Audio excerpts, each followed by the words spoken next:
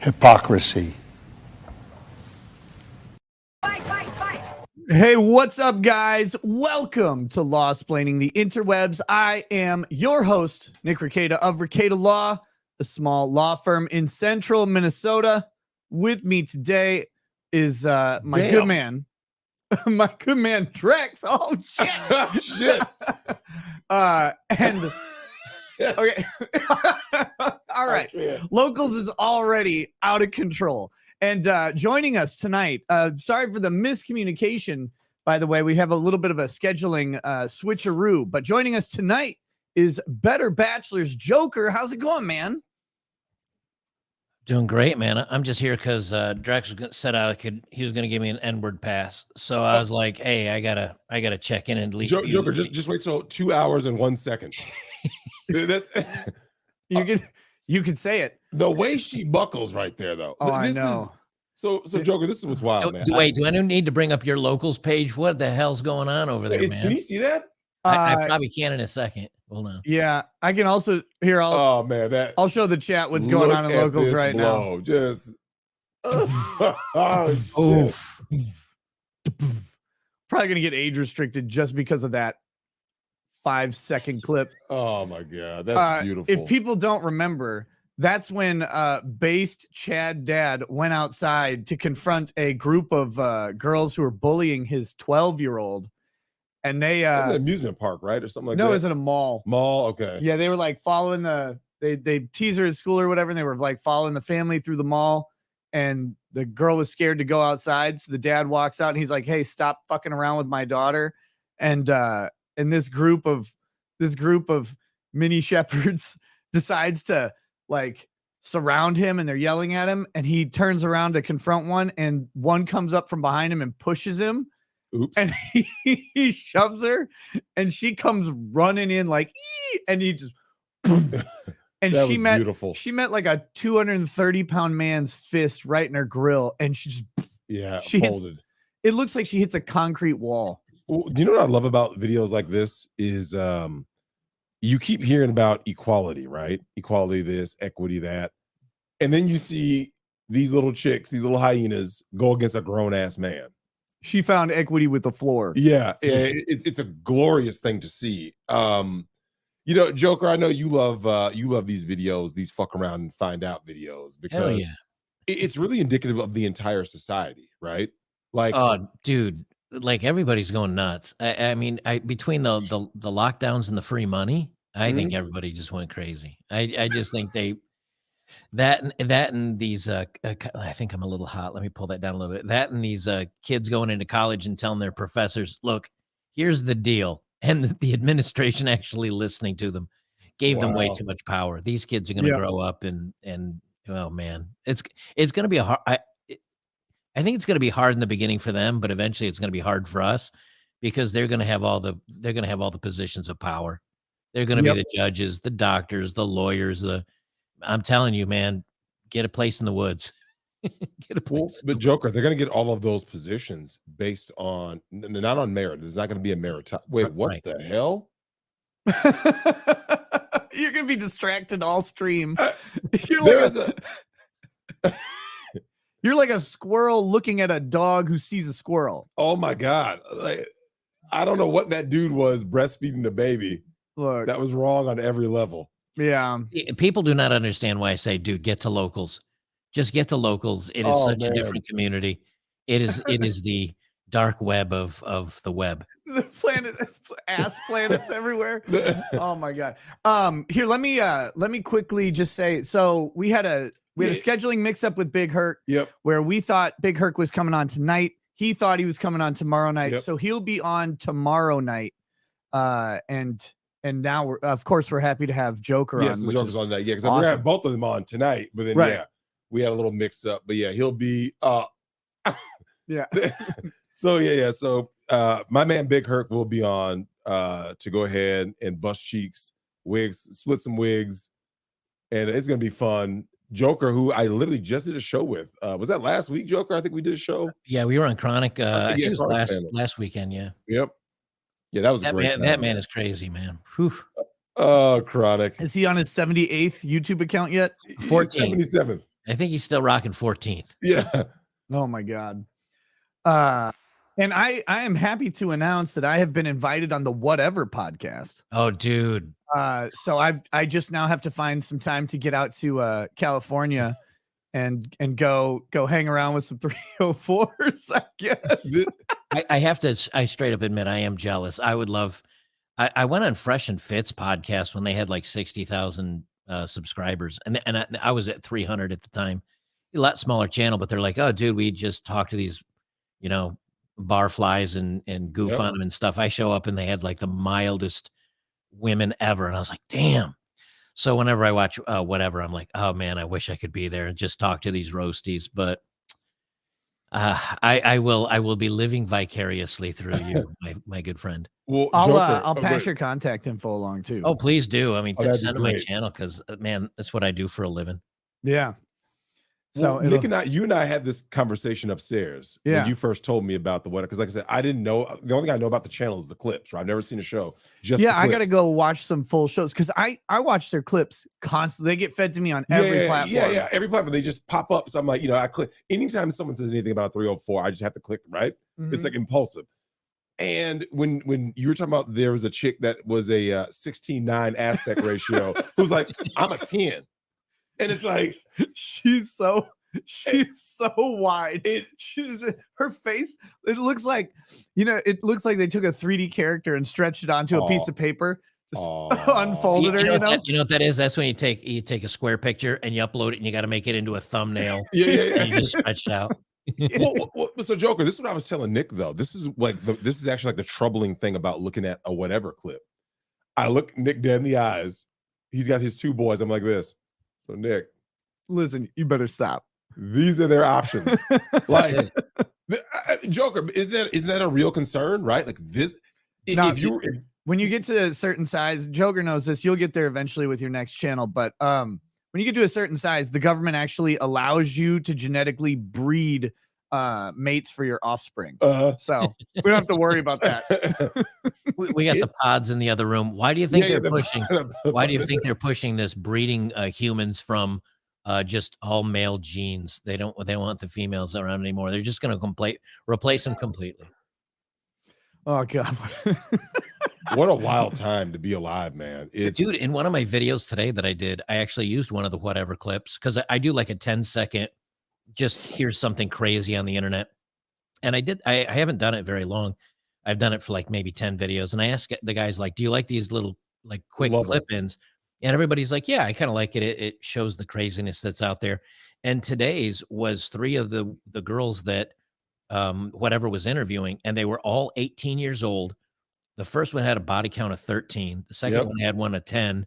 And the fourth one had one like 4. And then he says, so, but if we use the rules, we should triple that, right?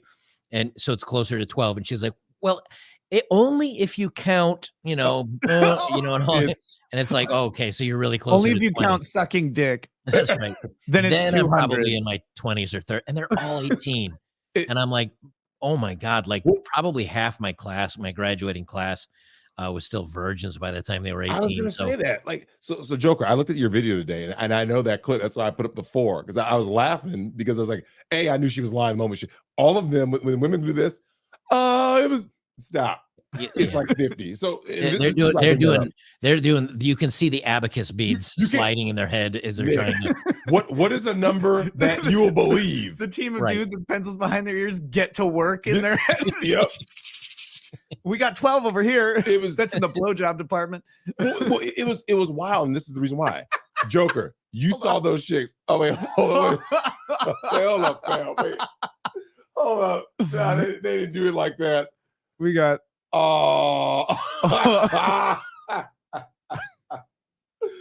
look at that shit. Oh, hold up. Wait, hold up, man. Oh, that's terrible. They're doing Bud Light enemas. So Joker, this is what killed me about your little intro to the video. Yeah. You would agree those were like, I would argue, below average chicks, right? I guess the last one was like decent looking, but the first two like average at best. Yeah, here's the thing. It's weird because when I was growing up, that you had the 1 to 10 kind of thing. It's all thrown off now because Nick and I share the same. We do have the same gene passed on from Genghis Khan, which is no fat chicks. Yep. Like Oh my God. instantly, if you're tipping, north of a $140, 145, and you're 5'6" or whatever the average height is, you better have some cans and an ass you could bounce a truck off of. It better not be this gut and all this other stuff.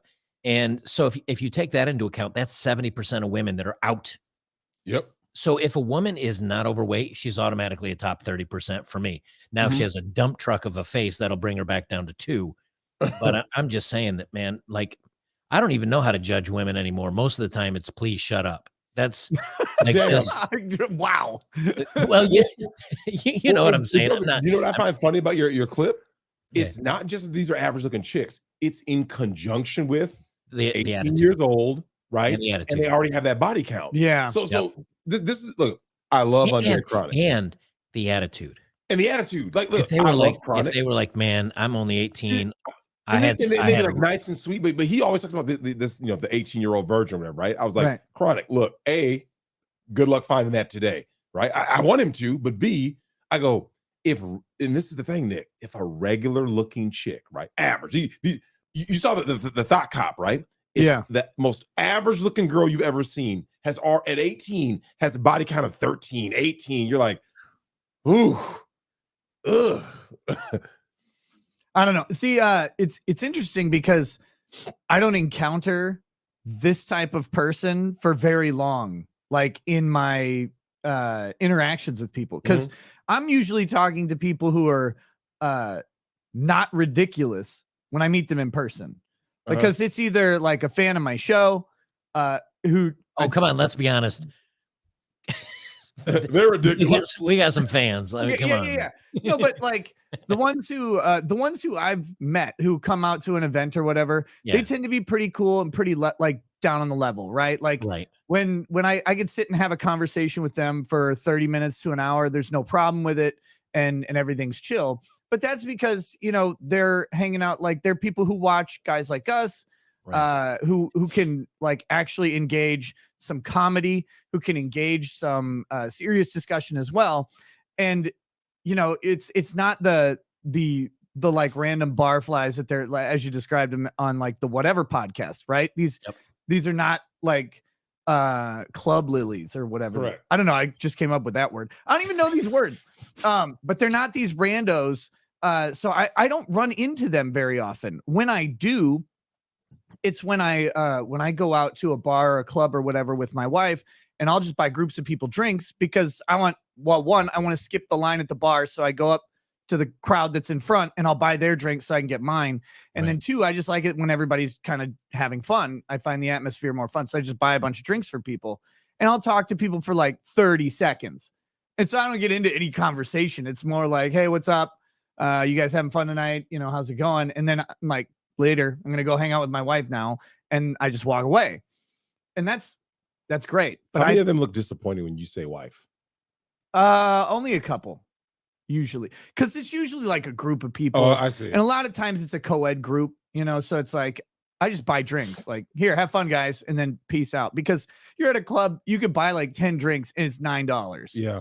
Because it's all cheap shit. True. They don't have anything good. Except in Vegas. Vegas is something else. I got done dirty. What happened? So I did my little trip. I went to this bar in the Venetian. Nice hotel, by the way. Yeah, it's pretty nice. The Cosmo's nicer. Did you go to the Yardbird restaurant in the Venetian? Great fried chicken. No. For like 26 hours. No. Didn't go to the Yardbird. Damn. We went to that French restaurant, which is supposed to have like the best breakfast. It was pretty good. It was pretty good. And then I went to this one restaurant down on the main floor. I don't know. They have like breakfast all day, I guess. I went there with Camelot. But no, so there was this bar that was open. I can't remember what it was called. It was the only bar that wasn't like on the casino floor that was still open at like 1:30 or 2 in the morning. which is weird because Vegas is Vegas normally used to open be forever. but before the coup, Vegas, you can Vegas was- usually drink until they pick you up off the casino floor. Yeah, and you can drink, like the casino bars are open 24 hours, but this is like little separate area that you walk into, and it was packed. It was packed, and I'm like, oh man, this is gonna be a nightmare. But I got there and they were just bumping NWA. Oh wow. And I was like, okay, wait, no, this is gonna be good. And so I start weaving through the crowd to get to the bar. And then the next track on the same NWA album came on. I was like, they're just literally playing the album. Okay. Yep. So I get up to the bar and I'm sitting there waiting. And I did my trick, like move to the front of the line. And then I'm like, hey, this one guy was buying drinks for a couple coworkers, because it turns out everybody in this bar worked at the same company. And they were in for mandatory training in Vegas, where they had to spend 10 hours a day in a conference room, like watching PowerPoints. And then they all went to the bar to drink their sorrows away. Because God, that would suck. And so he was buying drinks for a couple coworkers. I was like, oh, I got him. He said, what? I'm like, yeah. Like, do you work for us? No.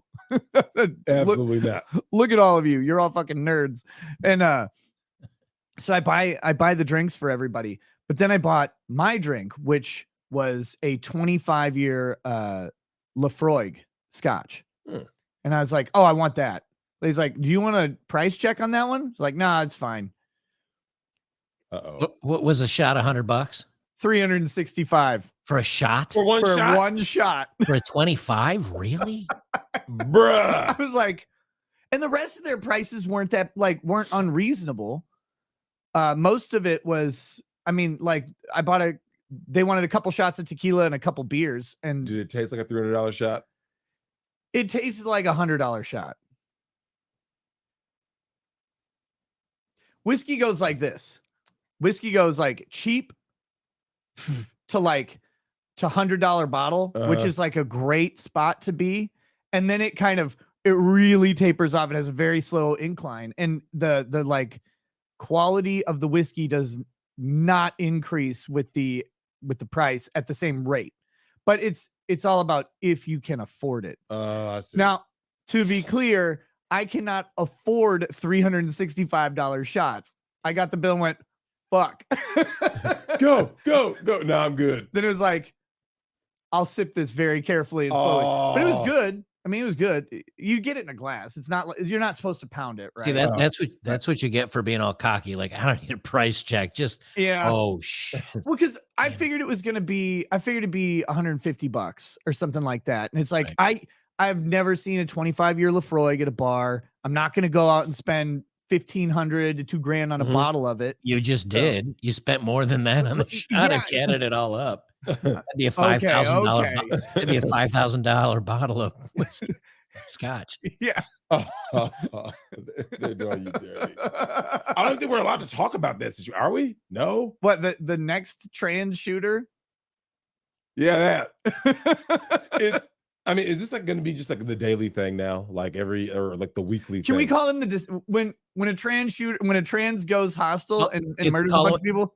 Just call him a broken transmission. Can we call him a Decepticon? There you go.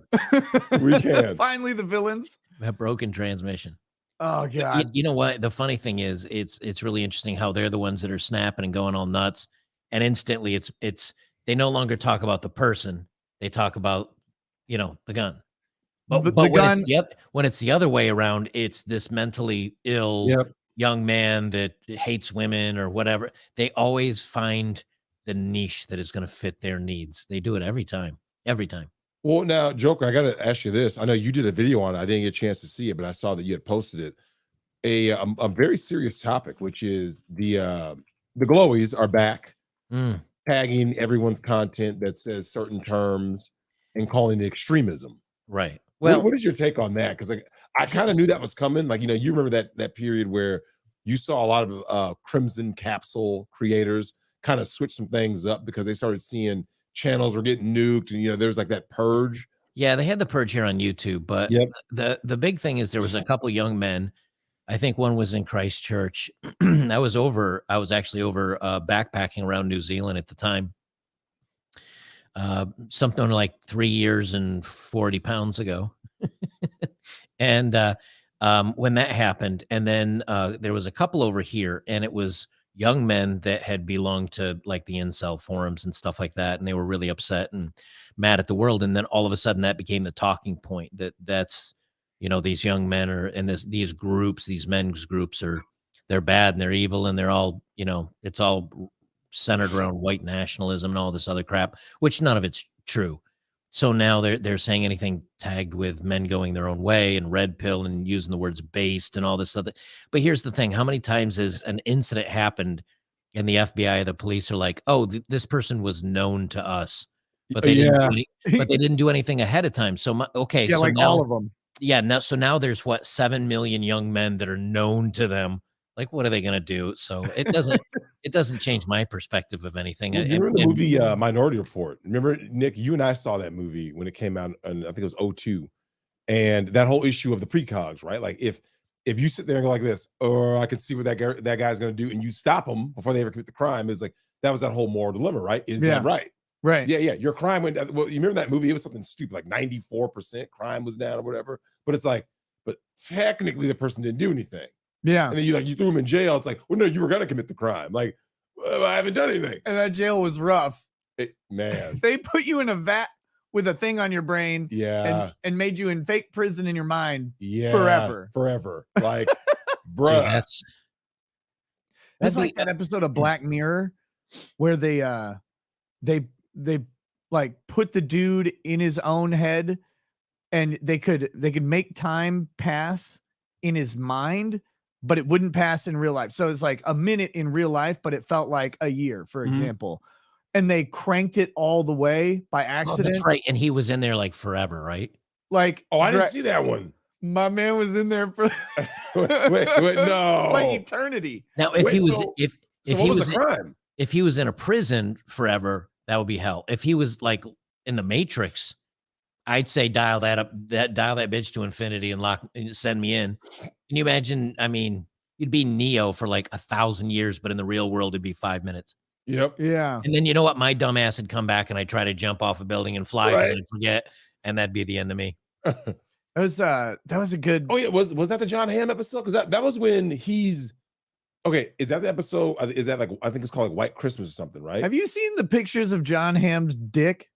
What? Wait a minute. No. This just took a left. All right. Where did that come from? It's like a meme, not like actually exposed, like bulging through his pants type thing. And then he just came out and said he did porn like Stallone did. I did. That was on something. I didn't know what the context was. I must have missed that corner of the web. So John Hamm was doing some spicy movies, like apparently Sly was doing. Yeah, he said, the quote I saw was like Stallone, he's like, none of us had any money back then. You had to do what you had to do. But then there's a bunch of pictures of like John Hamm walking around and like just this massive. I know that was an Idris Elba thing where someone said, "Is that a Beats by Dre pill in his pants or whatever?" But like, I think here's the thing though: if as a dude, and this kind of goes to some things that Joker has talked about, as a dude, if you do some spicy content, heterosexual spicy content, not many of them start that. Usually, you got to start. You got to start on the back door before you get the front door. If you do solo play or hetero content, you're that's so fucked up. But if you do solo play or straight play, right? As a dude, it doesn't affect you at all. Because like you can come back and someone's like, "Oh yeah," you like, "Yeah, I shot porn." Yeah. Well, I mean, of course, the dudes who's not affecting shot porn in like 1978, and those videos are lost to time. It's not like right. It's not but like it wouldn't hurt you now. If maybe there's a certain two-tone beard gentleman I would like to bring up to your attention. Hold on, Joker. Hold on, let me get my legs up. It depends on what you're doing in those movies. That's what I'm saying. But I mean, he didn't have any video of him with anybody else. He was doing just solo play. The only difference he had the videos with him and his wife. Yeah, but that's okay. But that's not. Yeah, right. Yeah, but I guess when I say solo play, she was going straight to the buffet. Yeah. I think some of the things he said and the fact that he probably had 12-inch cucumber up his ass might have, that might have had something to do with it.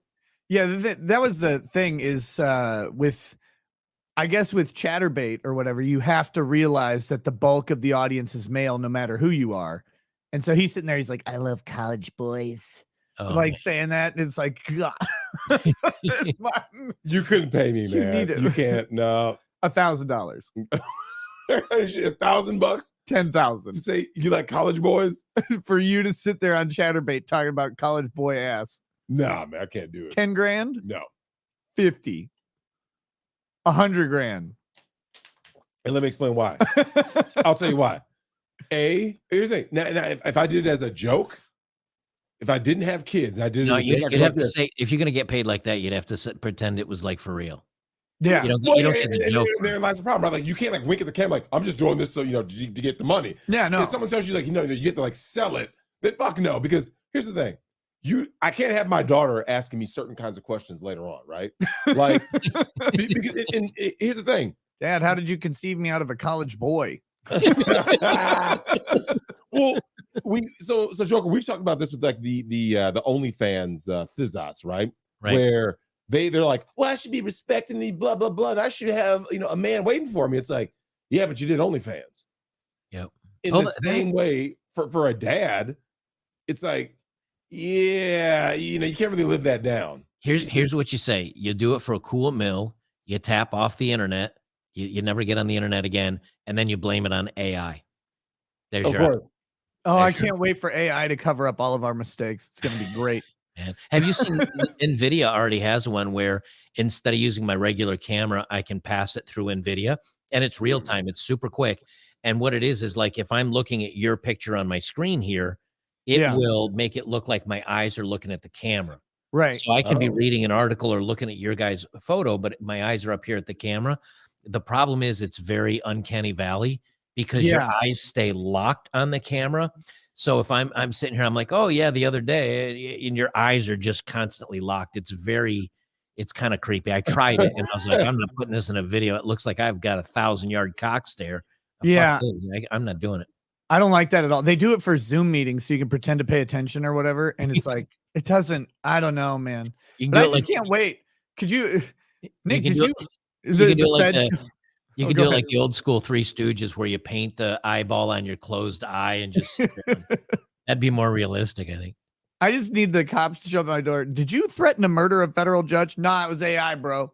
Oh, when people start pulling that, that's the DC sniper. That's what we need. We need the AI because that will the deep fakes to take over, and then no one will fuck around with any like you can't bother with any of the like fake shit in politics anymore, or not the fake shit, but like the getting outraged over some old thing or whatever, because everyone will have deep fakes of all of this insane shit that they've done, and you'll never know what like real stuff actually occurred. Yeah, people, like one thing that good. Dude, this stuff is exponential. So I did a video like 3 months ago, I think, on there were girls in bikinis.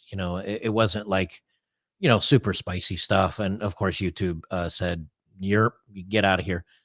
So I've still got it over on Rumble and on my locals page. And all I was doing is showing women in bikinis, but you could see where like the strap going over the shoulder was kind of screwed up, and each hand looked like it had an extra finger. The thumbnail was all screwed up. You could still tell, but you had to stop and kind of investigate a little bit. At first glance, though, it looked like some very pretty bikini girls. In just a couple of months now, they've got the fingers fixed. The skin texture is getting corrected to where now when I do my every Saturday night, like I was saying earlier, we do like a drinks and a movie, and I play a couple of movies. Guys are posting pictures and you're looking at it, and guys that are in the thread are like, dude, oh, great picture. It's like, yeah, not real. Here's another one. Yeah. Here's another one. That's a dude. Damn it. Everybody gets mad. You got us. And then they go through. And by the time the elections come through for the next round for the presidential, dude, it is going to be monstrous how much fake stuff is out there. You two are investigating something. What in the hell are you looking at? No, we got Lead Attorney in the chat. What's up, Lead? I asked if you wanted to join us tomorrow with Big Hurt. Oh, beautiful. That's going to be a work of art. You know, though, so Joker, I remember looking at your video about the because I remember it showed the pretty blonde girls, and you were like, yeah, this is fake. Yeah. But something that you said before your videos today, when you say, to follow you over on locals and all this stuff, you talk about movie night. Nick and I just watched Snakes on a Plane last night. I heard, You were I about to caught some of it.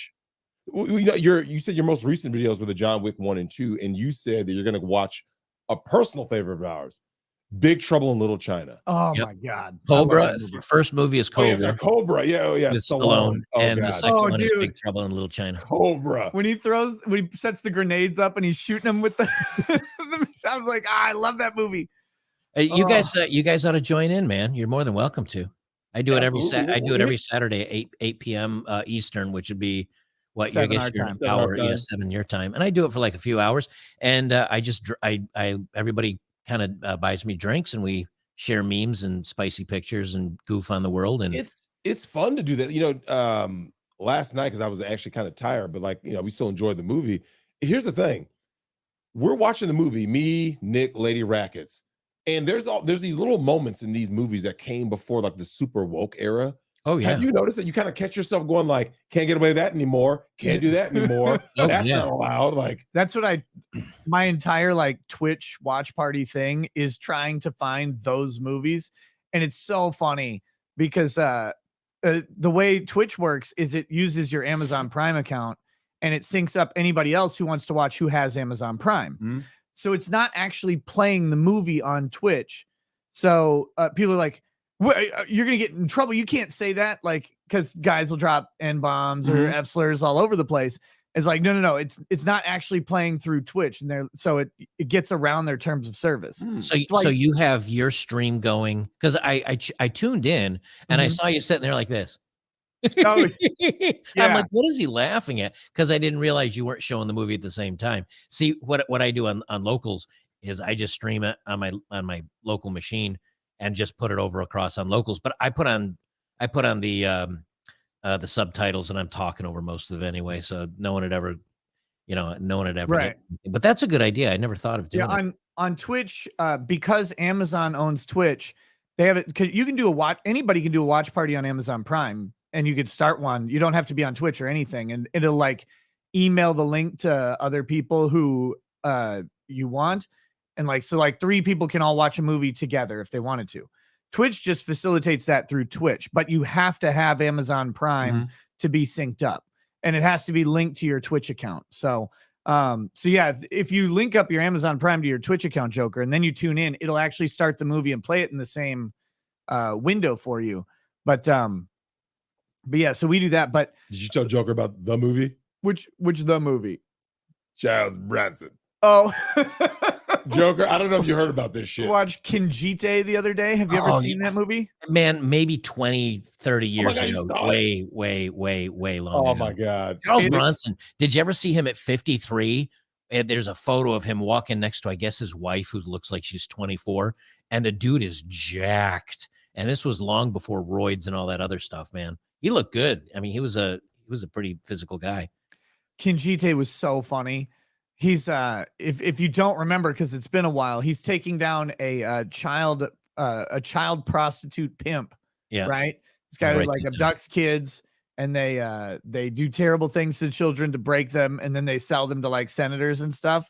And So pretty much everything. Yeah. Right now. so Bronson, like the pimp tries to buy him off, and he's like, hey man, and this is in the 70s. He's like, I got this watch, this $25,000 diamond watch. And he tries to give it to Bronson. He pulls the gun on him. He says, eat it now. He's like, what? He's like, eat it. The guy's sitting there, he's like crying, swallows the watch. And then Bronson gets out of his Cadillac and just lights it on fire. God, it was so good. I miss stuff like that. There's that movie that you watched with Billy D, right? That you said was hardcore. Was it Billy D? Billy D. Williams? Yeah, you saw a movie. Remember that? You told me about it. Remember you and Lady Rackets watched it. I think you did a Twitch party. I'm sure. Yeah, I think you might have watched it twice. Was that like Black Dynamite or one of the old like No. exploitation What was the movies? name of that movie? Wait, not Black Shampoo. No, not Black Shampoo. It was a like detective kind of story type thing from like way back. Way back. Let me see. But Joker, here's the thing. We grew up in a time where when we looked on the screen, we saw dudes who were tough. You know what I'm saying? Oh yeah. They weren't what these. I was talking to a dude at work, and I told him the reason why I got out of anime. And I said, I used to like anime growing up because the characters were masculine, right? Go-Go 13, Spike. You had, you know, I'm trying to think of Vampire Hunter D, Guts from Berserk. And then it got invaded by like all these like whiny fucking effeminate dudes. I'm like, I can't relate to this. I mean, Guts did want to plow out Griffith. That was a problem. You know, Guts was on the DL. But he was always after Casca. He was always after Griffith. He was after Casca, but he wanted that Griffith booty. I don't know about that. He did. Of course he did. That's a disturbing thought.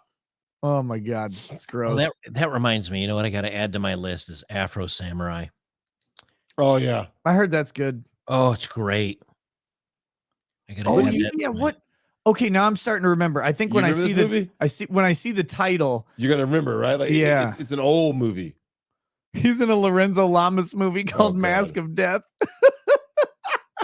I want to say it was Billy D. I'm positive it's Billy D, but it maybe was someone else. No, I know the movie. It was shit.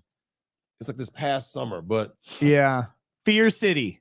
Is that what it is? It's Fear City. There it is.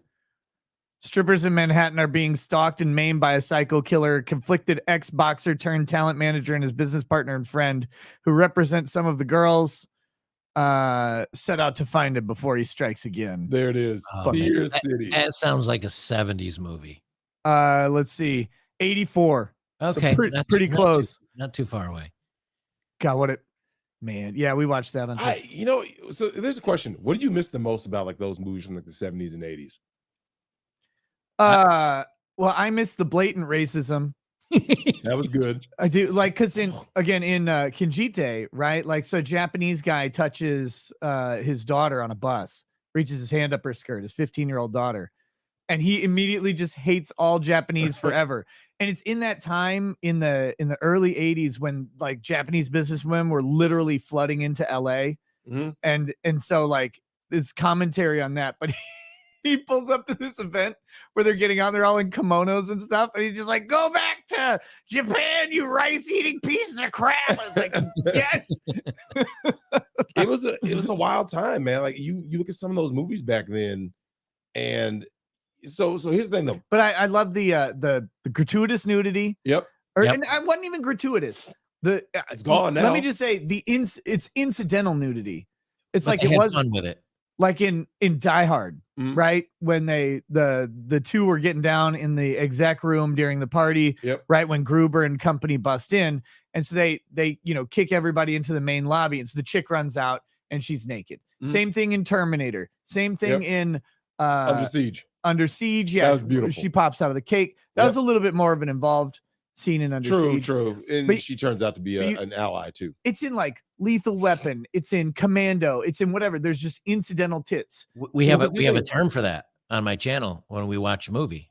It's called 80s titties. Yes, because just every movie in the 80s found every single one to just throw some 80s titties. Well, Joker, here's the thing though, is that this is the thing that I noticed the most about that era. That kind of, I guess you could argue, it kind of died off by the time we hit the late 90s. Was that whoever made the movie for their audience, right? So when you watch Die Hard, that was made for an audience. So you're sitting there watching, you're like, someone says, why are there explosions? Why are those tits there? What? Yeah, because they know their audience. Right. We know that's what you want to see. When you watch Piranha 3 Double D, and you sit there and go, oh, this is beautiful. This is great. I love this movie. It's like, why? You're like, because it's exactly what you want it to be. Yep. It's stupid. It's over the top. It's campy. It's the thing I am always screaming during half of my movies is practical effects. Practical effects. Oh my God. Man, I pulled up John Carpenter's The Thing. The practical effects in that, man, I've watched like an hour-long doc on just the effects, and you're like, my God. Like, you look at much better than any CGI. Well, you remember you and I watched Starship Troopers, and it still holds up. Yep. Yep, and they even had a lot of CGI in that, like the bugs and stuff like that. Correct. But they Well, still The ships and incorporated stuff. a lot of the The- practical stuff. No, the bugs in Starship Troopers were actual models though that they replicated. Oh, really? And Yeah. is that stop motion?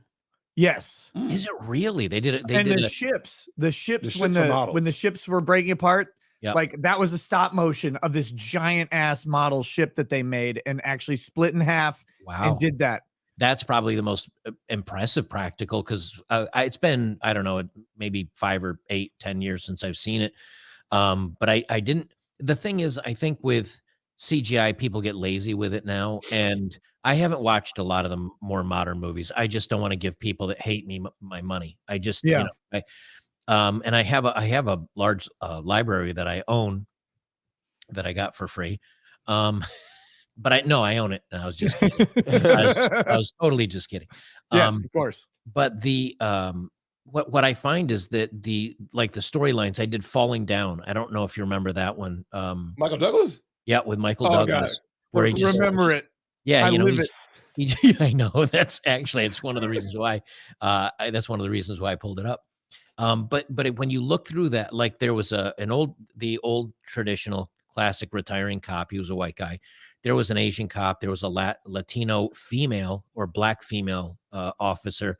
Like the diversity was there. They just never said anything about it. It's just we're the cops, and you go through the movie. And at the end of it, when you kind of think about it, you go, all the diversity was there. It just wasn't part of the story. It just it was cops, people, Especially Now that movie takes place in LA, right? Falling Down yes. in LA. Yep, he gets stuck in traffic and Defense. Well, and what did the black dude say? I think that was Vondi Curtis Hall or somebody was talking about, being economically viable, all this stuff. It's like a lot of the issues were already there then. But there's the thing, if you go through LA, what do you see, Nick? Everybody. Yeah. I've been to LA numerous times. And what happens? Black people, what I'm saying, white people, there's everybody, Asians. So it's like, and that kind of goes to Joker's point. You don't need to call attention to it. Because if you've ever been to LA, especially back then, 80s and 90s, they were just there. Well, here's the thing. Like I'm here in Tennessee, and everybody assumes just because for some reason if you live in the middle of the United States in a flyover that it's like a bunch of white rednecks, which is true, but that's only part of it. There's all sorts of diversity here, but the difference is again, it's not drawn attention to that. It's just, hey, we're just people and we all have our differences, but that's not what we talk about. And I think that's my problem today is the new movies are coming out and they're like, okay, here's the message we want to share. Now, how do we write a story that's going to share this? And a good example I used, again, one of the other movies that we watched was Aliens, the second Alien movie where the Marines go down to the planet there with Ripley. And I forget her name, like Vargas but it was the Latina chick that carried the really big gun, and she was real muscular and everything. Yeah, and like you a little bit of you thought she's probably gay. Like that's probably that. Yeah, that's definitely a lesbian. Right, but they never mention it. They never bring it up. They never but now in today's movie they'd have a 5-minute scene where she talks about how she's scared to leave the love of her life and the woman and they have a quick makeout scene and didn't what's his face? Bill Paxton drop a spicy lesbian joke on her? Did he? He said something like, "Hey, have you ever been has anybody ever mistaken you for a man?" And she turned to him and she says, "Has anybody mistaken you for one?" Oh, it was perfect. Yeah, that was great. Really good slapback. Great movie, classic. That was fun though. When people used to just, because here's the thing. Care to explain this? Actually, those feet are rather frightening. Care to explain that? Look, man. What have you been doing over there? Look, what's happening? Joker. Here's the deal. There's a lot of weird. Is that Brie Larson? Yeah, and she's terrible, dude. That explains the feet. She's got an ass like a pancake. Bruh. I don't know what. Okay, there needs to be. She's got a face like Conan O'Brien. But what happened to her ass though? Because she had a butt double for Captain Marvel. Yeah, she really did. There was a picture. I'm not joking. There was a picture of her talking to who's the Tom Holland, right? Yep. And they said something seriously went wrong because Tom Holland's in the Spider-Man suit, and give him this, the young man did some squats and some, his Well, he it's had your some only muscle. job. Right. It's Like you look at Chris Evans, Chris Hemsworth, all these guys, like even the older guys, like you get in shape to be a Marvel character because one, you're getting paid like $20 million to do it, and two, it's your only job. So Right. go to the fucking gym. Like Bree, go to the gym and do squats. Someone will help you understand how to build an ass. she got nothing.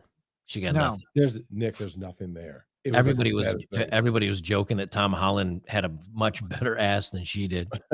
Those weren't jokes. And they were right. And one of the things that I've noticed about what happened in movies though is that like not only did the fun go away, the jokes went away, like all the stuff that we went to the movies for. But Joker, I'll tell you something that I noticed. And I talked to Nick about this because you said you just got a PS5. When's the last time you got excited about a lot of things? Like we're talking about like, in terms of like mass media, right? Like a new movie, you know what I'm saying? Like never. You remember back in the day, like there was a reason, like dude. So I was in Walmart with my oldest. We had to get some stuff for something he was doing. I don't even remember. And we're walking around, and then we get done on the grocery side, and we go and walk over towards the electronics section. He's like, "Where are we going?" I'm like, "Well, I figured we go over to the electronics section." Why? And I go, "Dude, because ever since I was a kid, I would just go browse the electronics section, but it used to matter because there used to be like Tuesday was movie release day, Thursday was music, or maybe it was backwards. I don't remember. Tuesday was music. Yeah, Tuesday's music, Thursday was movies, and one of the like Fridays was video games, and it's like so. I would always just go and see what was new. Yep. And now I go, and it's just because I like do, not because there's anything to be excited for ever. Nope. And it's like I miss that. But yeah, I'm not. When I got the PS5, I just bought it because it was in stock. It's been sitting in my closet ever since, and I bought it. I bought it when it was still hard to get. Mm-hmm. And I walked into Walmart one day, and they had one. I was like, "Oh, I got to grab that." Yep. And so I did, and then it was like, it's. I've never even plugged it in. Dude, when's the last time you played your Xbox? It's been a minute. I haven't played a single video game since the Johnny Depp trial. Yeah, which was May. Yeah, but here's the thing though. Back in the day, even if you were busy, if something forced you to go and play, right? Because like you just had to play it. You make the time. Like, oh, anytime I have that's free, I'm gonna devote to this. That's kind of gone now. Yeah. There's still a couple of things out there that I get a little bit of, but I mean on a scale of 1 to 10, it's like a 3, which means it blips on my radar. But if I don't get to it for months after release or whatever, I think the last thing I was video game wise I got into was Elden Ring, and man, I played the living hell out of that game. That was the last game I played.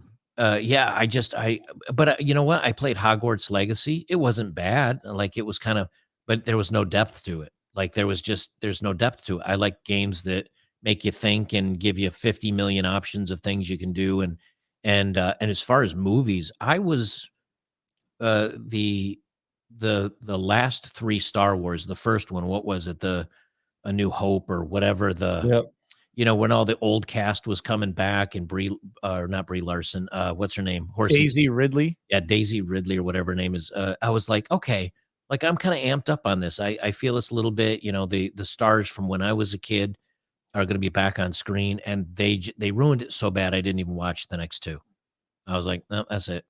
Yeah. And I have not been excited for a movie since then. Yeah, Force Awakens, I guess it was, or whatever it was. But yeah, episode 7. I quit at 8. I never like did anything again. And you got some quick memesters there, man. Oh my God. Oh. I love this one so much. What the fuck why are you like this, locals? Why are you like this? Well, why is Ronnie O'Neal on there? Why wouldn't he be? Why?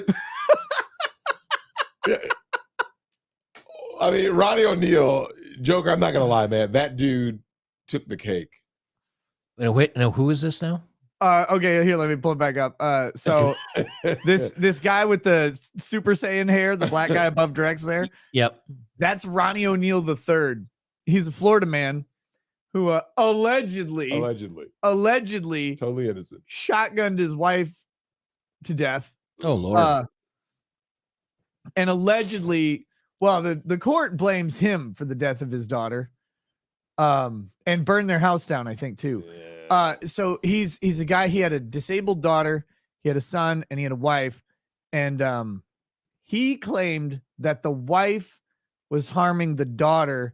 So he like tried to stop her, and then she chased him, and he shot her with a shotgun and killed her. So he was claiming self-defense because she had an axe or something. But he was convicted. He didn't make it. But it's worth anybody to go just watch Ronnie O'Neal's like opening arguments because he represented himself. Oh boy, that's game over. He could not have. No lawyer could have done it better than he did. Really, he goes down in internet history. Oh yeah, it was epic. Look, there it is. The evidence will show. Yeah, I mean, opening statement. I gotta go figure out opening statement. You said. Oh, yeah, his opening statement. I'll be right back. Nick's got kid troubles. Now, Joker, the thing is, pull it up. That way I can. So Joker, there was something in your past I did not know about you when I was watching a video of yours. This is after it was a video you did about an Asian man who found out like the kid wasn't his. Oh yeah. And you brought up adoption because I didn't know you were adopted.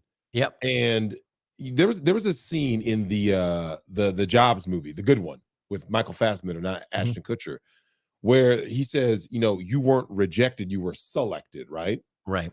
And it's all a mindset. What do you think about that as an adopted kid? I think it depends on how you're told and when you find out. I was 4 or 5 when I got the kind of the birds and the bees lesson, and the reason why they gave me the birds and the bees, but I mean it was very basic. It's just this is how babies are made, kind of thing. And then my mom explained that she wasn't able to have kids, and so they found a family that wasn't able to keep me because of financial reasons. I was the 4th out of 4, I guess. So I've got 3 older siblings, and I was fine with it. Like I've never had any desire to find my birth parents or siblings. I don't care. That's just blood. My family, my mother and father. My father passed last year. But my mother and father were excellent, and they were wonderful parents, and I could never thank them enough for it. So I think it depends on how you find out and your attitude about it. I think a lot of people they tend to think that, I don't know, everybody tries to be the victim today. It's like you get more credit, you get social standing by how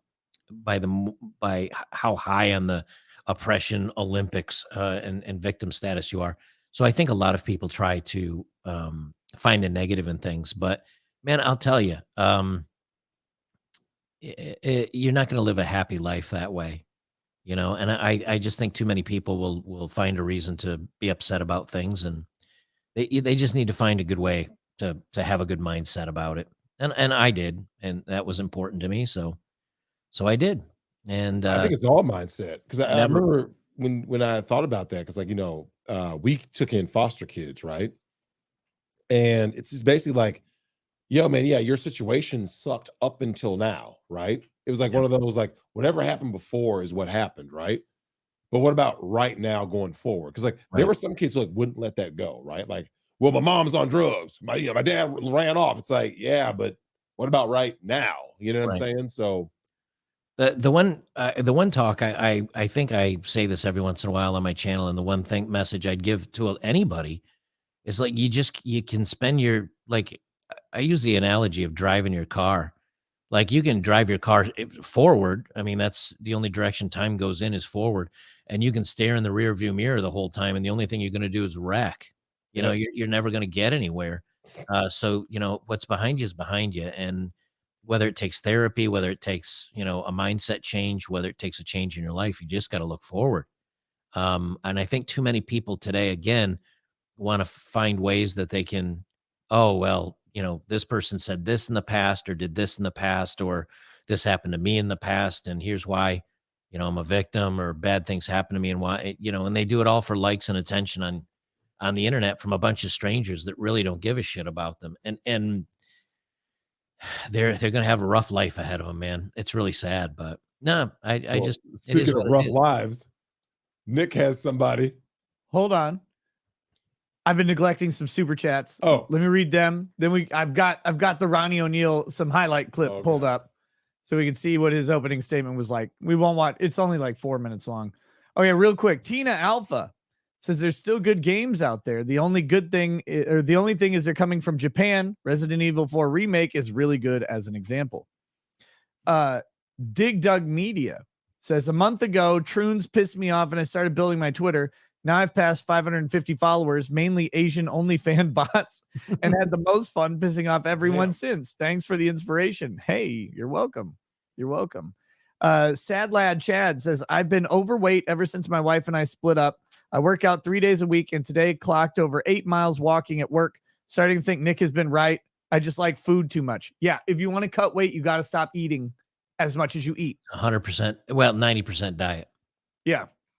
And I speak from experience. I've been an ultra marathon runner and I weighed 145 pounds and I ran a 45-mile race. And sitting in this chair, I'm like 45 pounds heavier because I drink and eat like shit. So, but here's the thing. You can change it. Mm-hmm. And it's really about, you have to create the caloric deficit, but you really just have to stop. You have to stop eating. And it's a hard thing to do, especially if you're working out a lot, because your body wants that fuel. Your body wants it. But a lot of times what you do is after your workout, you eat something that's either carb heavy or whatever, because that's kind of what your body wants. You're like, oh, I need energy. I need some heft to the meal. And then your body just sucks all that stuff right back in. So it's tough to do, but you have to just eat less. And then once you eat less and lose the weight, then start working on converting your leftovers. When you get your target weight, start converting that fat into muscle, stuff like that. That is, but you just gotta eat less. Adrian Valladares says, I've been waiting for this chance. I've been so close for so long. I just can't take it anymore, Drexel, buddy. I'm coming to watch this stream. What did you think I meant? Lol. Who was that from? Frank? No. What was the name? Adrian Valladares. So, Joker, that stupid fucking voice that Nick keeps making is a real life dude from our past. A dude from the past? Yeah, his name was Brandon. So we had an in-person Halo party. Yep. This is back before you could do it was Halo 1. The Halo 2 didn't exist yet. Like a LAN party. Yeah. So my parents were like out of town. And so we had a bunch of people over and we set up a couple TVs and a couple Xboxes and we were playing Halo. And Drex's brother brings over the lamest dude. We're like, how do you even know this person? Yeah. Like none of us, and Drex's brother's older than us, and this guy was like younger than all of us. Yeah. And we're like, where the fuck did you even meet this weirdo? And he's like, I'm pretty good at Halo. And he's getting destroyed. And then he's like, my buddy Nate would kill all of you at Halo. Like, what the fuck are you talking about? Stop being weird. He just wouldn't. It was terrible. God, it was awful. Yeah, that was rough. Did your brother meet him at a gay bar or something or other? He apologized. He apologized for this abomination. Well, this was great. So Nick and I are doing we streamed Streets of Rage 4. Yeah. And then Nick starts voicing the characters, the Y twins. And then he uses that voice. So no one knew why I was laughing. They just thought I'm laughing because Nick's being ridiculous. I'm like, so people didn't realize, like, no, he's using someone's that's a real voice from this lame. So every time something bad happened, you're like, well, it wasn't my fault. That fucking kid, that voice. Hey, buddy. Like, so he eats you in the game, right, Joker? So he pops you with the sniper rifle, right? He's like, hi, gotcha, buddy. I'm just like, It was infuriating. It was infuriating. Didn't he bring him to Perkins once too? Yes. Did he? Yes. When we were there? Yeah. Remind me to slap him the next time I see him. When was it? I don't remember that. Fuck, Perkins. Oh God. So wait. So were we already there and then he like came along? Yeah. Oh. Or like we met your brother and he's like, oh, hey, someone's coming to join us. And he sat down and was like, what the fuck is going on? Shit. Anyway, Press Tilde gifted 20 memberships to the channel. Thank you so much, Press Tilde. Thank you to everybody who's a member from that. Lost Bullets says another law exam down. Feel very good about my criminal law exam. Been busy as fuck, but still catch you occasionally. Can I get some Mr. Y for old time's sake? You can get all of Mr. Y. The Y doesn't mean yogurt, but it could. Anti-Corn Pop says Corn Pop was a bad man. These people in the chat using Corn Pop aren't bad. They're pansies. Damn.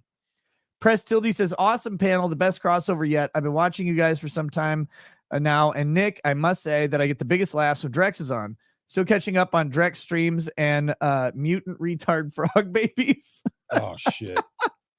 I actually, so that term is, I actually lifted from my man TFM because he would say that. And I was like, that is so apropos because what you're starting to see when you go out in society now, right? Mm-hmm. You remember the movie Idiocracy?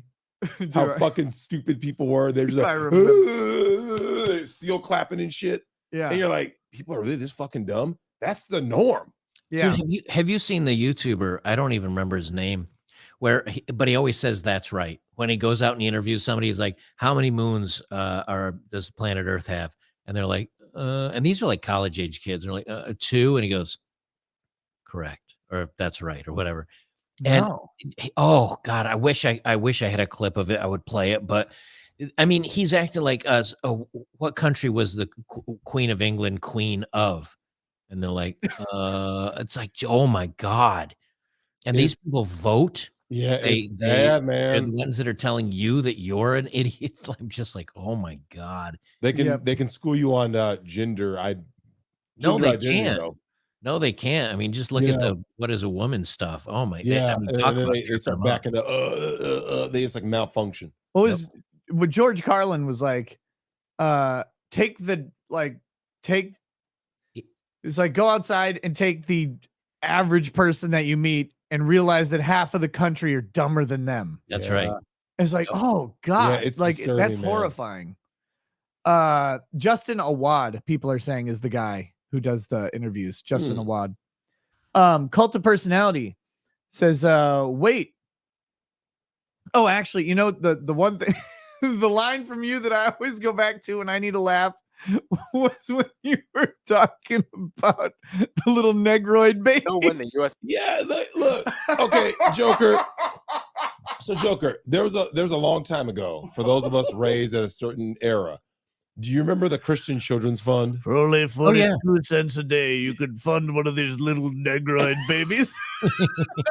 Oh yeah, I remember all that stuff. Dude, that creepy ass fake fucking Santa Claus, and he just then like pick the flies off their faces and tell you why you need to send in some your spare change. Like you just look in your couch right now and find that 28 cents a day to support him because he'll die of starvation. I'm looking like, so give the kid a sandwich. Damn. I just something about it always was wrong to me, and I'm glad Elon Musk addressed that issue about the world hunger because you said that was it the world government the world was it the WHO came after like this is how much it costs to cure world hunger, and Elon Musk is like, okay, tell me where to send the money. Yeah, they said for $5 billion we could end world hunger, and Elon Musk goes, okay, show me your plan and I'll write the check. And they're like, well, it's more complicated than that. Yeah, well, you sure had a number real quick. So yeah. They have a number until someone. And here's the thing, though, when it's someone that they know has the money, that's because if a guy is just, let's say you're just a millionaire, right? Just a millionaire, but like if a millionaire is like, I'm gonna get people to invest and we'll fix the thing, they'll be like, oh, they'll start bullshitting. But the moment someone like Bill Gates or Warren Buffett's like, all right, I'll write the check. They want people to be fucking hungry. They want them to be disenfranchised. Of course. You know, if you think about it, like Los Angeles, and I won't get into the political side of it because we all have our politics, and politics are like, you know, opinions about politics are like assholes. We all have one and they suck, or they smell, or they stink, or whatever it is. Mine are all correct, but maybe yours. But the thing is, it's like Gavin Newsom in California. He's like, oh, we're going to fix homelessness. And he's, I don't know, been in government now for 20 years, and it's just constantly gotten worse. If you have people that are getting paid to get rid of homelessness, if they succeed, they don't have a job anymore. Yep. And some of these people are making $600,000 a year. Do you think they're really going to solve it? Of course not. So, you know, you just kind of have to you kind of have to. They don't want to fix these things. They just want to string it along. Just like if they could cure cancer, they don't want to do it. They want to keep you just barely alive with cancer, and you have to take their. Yeah, you got to milk them. You milk them for everything, which is sad. Yep. See, Cult of Personality says, wait, the Louisville bank shooter was trans? Thought it was just some Dem dude. Or are we talking about the attempted one in Colorado? Either way, government wanting new assault weapons banned plus straw purchases on Reddit equals glows bright AF. Yeah, it's amazing how when something the government wants to be banned is meeting any pushback, then all of a sudden there's a mass shooting involving that thing. Yep. Or my favorite, we were talking about this earlier. I meant to bring it up. But because we were talking about how it was incel shooters for a while, Yep. and then now it's trans. But notice when it was an incel shooter, no one like wanted to blame the community for treating them the incel like shit for their entire life. Yep. But the minute it's a trans person, it's like, look what bullying of trans people has brought about. It's like, no, that's a bunch of trans people don't shoot up a mall or whatever. Like that doesn't. Well, it's not incels. Like, here's the thing. Right. There's 330 million people plus in America. And how many of these people are out there committing these crazy acts? Like not that many, right? Do you want to hear the craziest fucking statistic on this? How many kids do you think have died in a school shooting since, I think it's like 1870? Probably not even 1,000. Not even close. 300. Damn. That's it. In school shootings since 1870, it's 300 kids who have died, which, I mean, that's 300 too many.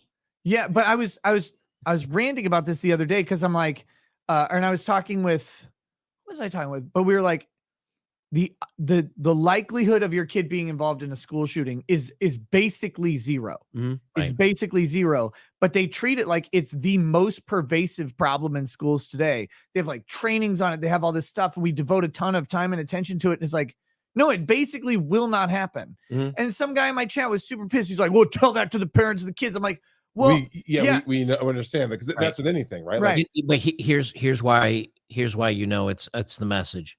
At one point in this country, right up until the last election, we had a Democrat president, we had a Democrat House, we had a Democrat Senate. They could have passed any law they wanted to. What gun laws did they pass? Nothing. None. But now that there's a Republican House, see, they want to use this as a voting wedge issue. They don't want to fix it. They want to use it as an excuse to vote them in. And so now they're going to talk about the guns. Now, when they know it's a losing one, because there's a hell of a lot of Democrats that do not want to lose their Second Amendment either, not to mention libertarians, not to mention. So, they know that's not going to go anywhere, but they're going to use this as a wedge issue. And so if they fixed it, well, then there's no more wedge issue. And you notice also they never, ever, ever talk about Chicago. Yeah. Reason being, they have some of the tightest gun laws, and every weekend they're losing more people in a weekend. And every year they lose more kids. I believe, I haven't looked up the stats. They probably lose more kids in Chicago than they do through all school shootings throughout the year everywhere else. So again, there's more kids in Chicago than Nick Cannon has. Yeah. Right. And the other thing is when it's somebody, and I hate to say this, but unfortunately it's true. It's just like the gentleman that drove his car through the parade, saying he hated white people, and it was a black guy. All of a sudden, that story evaporated, and it wasn't a man that did it. It was the car that did it. You just have to see that if it doesn't meet criteria to push the agenda, they don't talk about it. And unfortunately, Chicago, their tight gun laws and black people killing other black people, they don't care about. And that's my whole thing, is that if they really cared about the black community and Black Lives Matter, then they would be talking about Chicago every day on TV. They would start in inner cities, Joker. And here's another thing. I'll tell you what they would do if BLM was real, right? If they practice what they preach. Do you want me to tell you what they would do even before they would get to guns? Abortion clinics. They would shut them all down, right? Yep.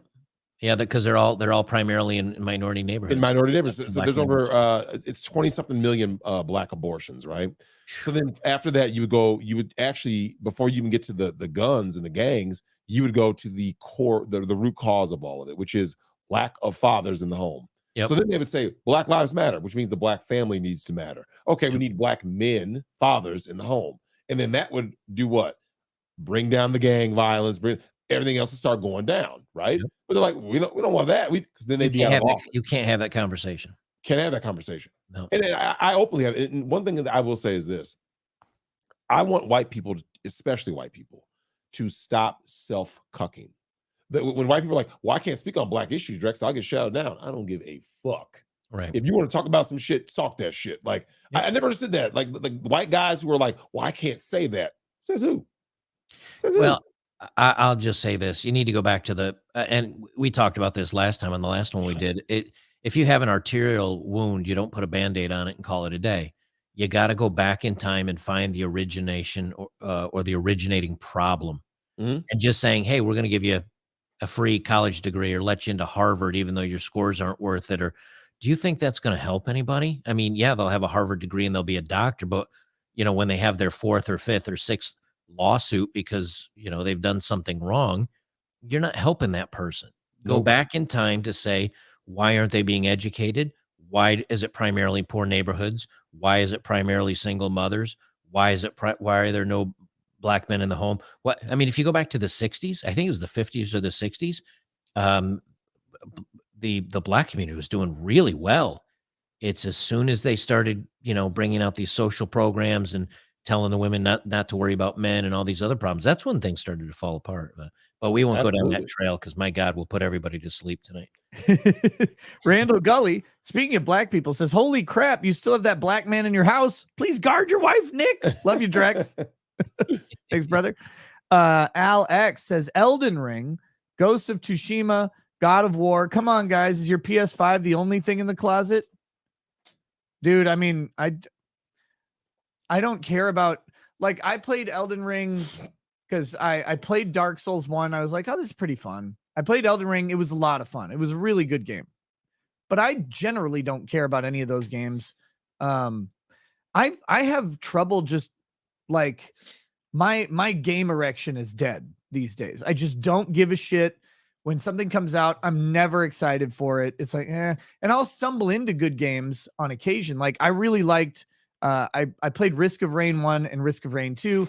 They were indie games that were, that are just a lot of fun. And then Vampire Survivors is like the best $3 you could spend on Steam. That game is pretty cool. It's so fucking fun. And, a theme of some of the games that I like to play is you can play a round of them in 30 minutes, like, and be like, get a nice sit down. Cause I just don't have a ton of time, but I did make time for Elden Ring for a long time. And then Johnny Depp trial, I didn't have the bandwidth for it, but, it's, Johnny Depp took 7 years off your life, man. What are you talking about? That was, yeah, it was rough. It was very, very rough, actually. I was very impressed in the fact I watched you for as many hours in the day that I could, and you were just like, all right, well, this is the first quarter of the day. I'm like, oh my God, dude. Yeah. And then you went out and bought that Ferrari, and I was like, okay, I understand why. It's now. a Mustang. It's a Mustang. It's so fast. Did you get the Boss 302? I got the it's the Mustang GT 500, the 2022, and it's it Your accelerates. Wife was loud. Was right. It's loud because it's so loud. When you came back, I was like half asleep, and I went like this. Joke, have you ever been like? I had the exhaust. I had the exhaust on track mode where it's just fully open. Yeah. I like leaned up. I was like, I kind of like did like the head tilt. Like, what the fuck was that? And then like I heard this, and I was like, what the? And I can hear it get close. I'm like, oh, it's Nick. You can't sneak up on nobody with that shit. Your neighbors hate you. Don't worry, they're not even close. They're nowhere to be found. I live out in the middle of nowhere. No, it's great. It gets right up to the speed limit and then stops immediately and goes only the speed limit. And tomorrow, guys, I have to drive to the cities. And incidentally, during my drive to the cities, there will be a pre-recorded video going up on my locals that you could watch. This is definitely not a live stream. And since I'm going to be just driving in a car for 2 hours by myself, I'll pre-record that and upload it to locals tomorrow. So if you want to hang out with me on locals, we'll do that. NW says, hi, Nick and Drex. Just want to say thank you both. Thank you. You both have helped me in many ways. especially you, Drex. You may not remember, but I'm the 20-year-old boxer that emailed you and Tim a while back. So thank you. I remember that. Oh, that's Yeah, cute. I you know what? I love hearing that guys are doing better no matter what it is, because like Joker, I did a show with Nick. That was when Lead was here, right? Where we asked that question about compliments. Remember that? Yeah. And Joker, the answer was heartbreaking, man. Like, because Nick, what was our question? Okay, it can't be a family member, right? It was a non-family member. Like, how I think it was kind of based like strangers. Like, just the question was to guys in the chat, how many of you have never received a compliment purely on looks. purely on like your physical appearance? Yeah, like that's not something you did, not some accomplishment, not some brilliant point you made, but like you just walk by and someone's like, hey, you know what? Like, damn, you look good today or whatever. 80%. When was it? And it was like 60% of the chat had never had or couldn't remember the last time they had a compliment. There was a lot of dudes in the chat putting one like never Joker and in their life. Yep. And there were a bunch of dudes who said once in like 2007 from this girl at this place, and they could name it like almost exactly when it happened and what happened. And it was I was just making the point that like we have a difference in culture where men compliment women on their physical attractiveness and women tend to not do that. Now I know, ladies in the chat, I know you guys do, but like there's so many guys who go through this and they will not. And most dudes are invisible though. And the thing is, it doesn't like it doesn't even matter how you look. That's the other thing. 19-year-old guys might take it the wrong way because no one's ever, but when you get to be an older guy, just being told like, hey, you look really good today or whatever, it's not like we're going to be like, I love you and let's get married. It's but I will tell you this, it will make your week. It does. I mean, the last comment I ever had on my looks, I think, was a couple of weeks ago, and somebody said to me, damn, I am so glad I don't look like you. And so, you know, it was a comment on my looks. It wasn't a great one, but it was something. I pulled up next to a college kid, and he had an old 1994 Mustang GT, and that's or was it 94, 93? And I said, hey man, you got the 4.6 in that? And he's like, yeah, it was the second year of the 4.6. And I said, oh, great car, man. I used to have the same one. No, it was 96. And I said, I used to have the same year. Really, really fun car. And he's like, oh, thanks, man. I said, you keep in great shape. Kept in great shape. And he really was. And he was like, thanks, man. And he just sat there smiling. And it's like, you know, just sometimes just being nice to people. There's so many men that just don't have anything nice said to them ever. And that's what you said. So many men are invisible because they go to work, they toil away, and they go home. And a lot of guys have kind of withdrawn from, especially like workplace interactions, because it's a fucking minefield. It is. It really is. I'd be fired in a minute at any corporate job these days because I'd say an off-color joke, or like I said, my last job that I worked, my last corporate job, I worked with a girl who said she said she used to be hot in high school. I never saw a picture of her or anything, but she was fat.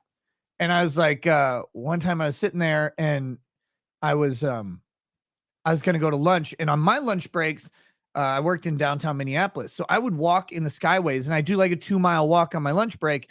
And on my way back to the office, I would pick up like a sandwich or a burrito, and then I'd eat at my desk while I worked. Cause like, why waste my break time eating when I could just eat while typing? Mm-hmm. And, so I was going, and she's like, okay, you're going now, so you'll be back in an hour. And I'm like, yeah.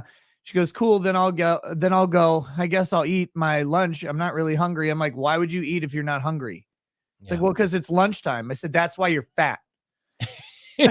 And so then she's like, what? And I'm like, if you're just eating because of the time of day, that's fat people behavior. Don't do that. You eat when you're hungry. And if you're not hungry, just don't eat. She's like, wow.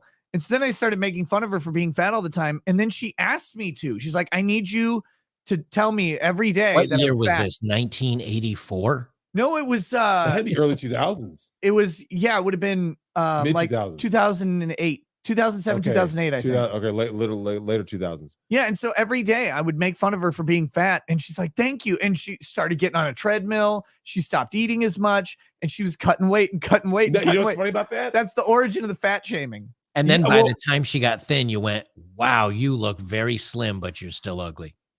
No, I haven't. I have never saw her thin. She'll probably one day like I come think back she's and thank thinner you. now. Well, this is the thing, though. This is the reason why we're too hard on the corpse, the living corpse in the White House, Biden. Here's the thing: with all of his bullshit policies, Nothing's been hard on me since 1946. like here's my thing about Biden, right? Biden's administration has done a great job of destroying the economy and everything else. However, there's a benefit. Hyperinflation has a benefit. We have to starve these bitches, Nick. When Joker, it's $6 for a carton of eggs, right? Right. These hoes can't afford that. So guess what? Make it 8. Make it 10. Because look, They Make are it so- eating eggs. Make it so Drex. nobody has any money for e-thoughts. that's right. I want Joker.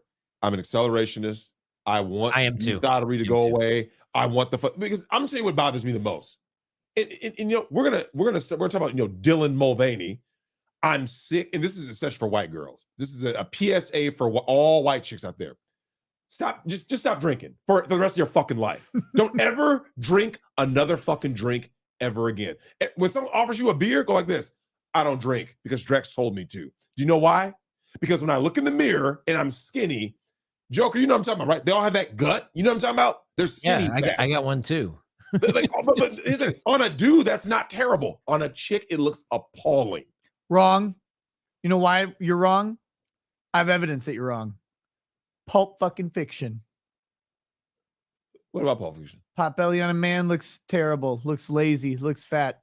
But the It perfect does. little pot on a woman, nice legs and ass. Oh God! What was her name? Bruce Willis's girl. Fabienne. Yeah, Fabienne. Fabienne. She was the little cute French chick. But think about it though. She was wrong, just like all French women. That's right. I can't say nothing. You know, I love French. Shout out to Frenchie. You like my pot belly? My Pot belly? No, but think about it no, though. I it's like good. blueberry We- pancakes. Joker. Oh, here's something that is forgotten to time. Nick and I are watching Snakes on a Plane last night. The thong riding up, Nick, is gone. Oh, Yeah. the high waist Remember that? 90s, The high yeah, waist remember that? 90s low V. rise jeans, Low rise jeans. thong over the hip Yep. over the hip bones. You know Mm. why? Because bones don't exist anymore. Yeah, you got They're all hams. fat. You need a fucking archaeologist to get to them. That's it. You got hams on either side, man. But the Joker, these chicks are so fucking big. Like in the, I think you covered that video. I know a lot of content creators did about. There was a study now that women are drinking more than men. The difference is Yes. this: when men drink, it's usually celebratory or social. When women drink, it's a very depressing thing to see. The Yeah, wine moms. that's what I do. There's the wine moms, and then there's Yep. a lot of college girls that are drinking and taking a whole lot of prescription stuff. Something 60% of all liberal women have been told. Yeah, they're it's mentally ill, bad. which Well- basically means 60% of college women have been well, told. they're Joker, here's the mentally Because thing. every doctor's been fucking co-opted by Yeah. big pharma, and Yep. so like the moment, like, yes, women need to stop taking as many prescription drugs, but the problem is if they go in and say anything about like, hey, I'm really stressed at school, it's like here, boom, boom, boom, Yep. boom, start prescribing let's be Xanax fair, and all let's be sorts of fair. shit. Why are you taking them though? Right? I've gone to the doctor and they've offered me every kind of high-powered fucking drug. And no. Some Wait. people have problems saying like questioning that authority because Right. you Oh can my God. look, I know, but you also know that people have been conditioned to accept the answer that they're given over and over and over for their entire life, and then they continue that behavior. It's the Ash conformity test. God, but here's the thing though. How can you conform to something that you know is making you fucking miserable? They don't Because- know that it's making them miserable because they go in because they're miserable, and then they don't put together that Okay, it's first of keeping all, them miserable. Let's go back. Rewind. I just have Everybody a, out there. I need have to socially drink after this conversation. Stop being miserable. Joker, minute. I'm not gonna lie to you. if I'm we're gonna tired. if What- we're gonna what was that? if we're gonna rewind all the way, rewind back to where you said no to drugs. At least say yes and then sell them. You got a second Yeah, job, right. for God's sakes. Well, Yeah, Second don't take the source of income. opiates that they give you. Just sell them to the high schoolers. That's right. but this is what bothers me. That's legal Is that- advice. Joker, was it you? Someone said, I want to say it might have been you that said that you drive. It was you. I was watching your video. You talked about driving around the campus, and you said the boys and the girls all look like they're like, you know, grunge band members from like the 90s, right? Like everyone looks like fucking depressed. And Nick, I am sick and fucking tired of people telling me like, get self-esteem, boost your testosterone. These dudes out here got this dough face. They're all like, just don't do Camelot like that. They're all just they have like this weak disposition. Like they all have that fucking anime weeb voice. I'm like, dude, this is not helping you at all. Okay. Yeah, but here's the thing. Here's the thing. If a guy posts a picture and he's got a six pack and he's really good looking and he gets a lot of attention from that body took him, you know, 2, 3, 4, 5 years at a gym, proper diet, hard exercise, having a routine. If a guy goes on there and puts on a pink wig and he says, I've been misgendered, and he wants to cry about it, he gets the same number of likes and it took him 14 seconds of pre-thought. Everybody, because no one gets points for being a hard worker and being smart and being top of the class. It's crabs in a bucket, man. They get dragged back down. But Joker, here's the thing though. It's much easier to just They say it's easier, right? But then you start hearing about how these people's lives end, right? We talk about the self-deletion rates, the pill popping rates. It's like and I had this talk, I believe it was on I can't remember whose show I was on. It might have been, it was Andrew. I was at Legal Mindset. We talked about this. I said, now, you know, Nick, I'm a strong proponent for saying no to these pills and shit, right? Because, you know, every little fucking thing, someone has to pop a pill. And I said, there's been now, we're in our third generation of kids who have been popping, you know, what is it? The Ritalin was way back in our day, right? Like in the 90s. What is the new shit that these kids get? Is it, what is the shit that, like, the speed that they're getting now? Adderall. So Joker, you're having over 30 years of kids popping these pills. And you ask them this question. Hey man, when you got off those pills, was your life fucking better? Like, you know, was your mental health better? Did you think clearly? Were you able to? They're like, yeah, my life was better. Why were you taking something and going like this? You're a fucking zombie all day. Like, why would you do that? A lot of them don't ever get off them. To be fair, like if you're taking Adderall or Ritalin and turning into a zombie, you've probably got the wrong prescription. like the wrong, because Nick knows. He's had those late nights works sessions. I had because I used to be prescribed Ritalin because I have narcolepsy. Yeah. And Ritalin turned me up to like 1,000,000, and I would take it on drives. I drove to Texas once and I had to recover because my forearms were pulled because I was gripping the wheel so damn hard for like 20 straight hours. Damn. It was terrible. Should have used your masturbation hand. You would have lasted a lot longer without any. Right. But no, that's my masturbation mouth. Thank you. Oh, No, my bad. no, so I was, I finally got off of the Ritalin because I have a family history of heart issues, and I went to my doctor and I'm like, so should I be able to feel my heartbeat like just walking around? She's like, no. She's like, we'll get off of that. And they tried to put me on Adderall, and I took it, and I was holding my kid, my second oldest. He was a baby at the time, and I was holding my kid. Did you drop back 10 and go for a 40-yard pass, or kinda? It was the first Adderall I'd ever taken, and my wife was standing there, and I'm like, take the baby. She's like, what? I'm like, take the baby. So she grabs him, and I fell into my recliner, and I slept for 2 hours. She couldn't wake me up. What the hell? It like Adderall, it knocked me out. So I called my doctor. I'm like, so this is what happened. She's like, never take that again. Don't ever. That's not how it's supposed to go. Damn. You know. So then now I have Provigil, which I almost never take. Because you really shouldn't drink on Provigil, because Provigil uses your liver function, and if you drink and do Provigil, things can go bad. We'll put it that way. Because your liver doesn't work, so the alcohol sits there and builds up, and then when the Provigil wears off, it all hits you at the same time. I found this out at a charity event. It was funny. Was that after you were face down in the potato salad? I was sitting there. I was like, Dad. He's like, what? I'm like, I've only had 3 drinks tonight, and I am devastated. I need to get back to the hotel. So we left before things got too awkward. But here's the thing, I want guys to be better, and there's this thing, like I said, men and women. I want both sides to be better, right? And what I've noticed is that, like, to Joker's point, they're doing like the easy thing, whether it be for attention, whatever it is, right?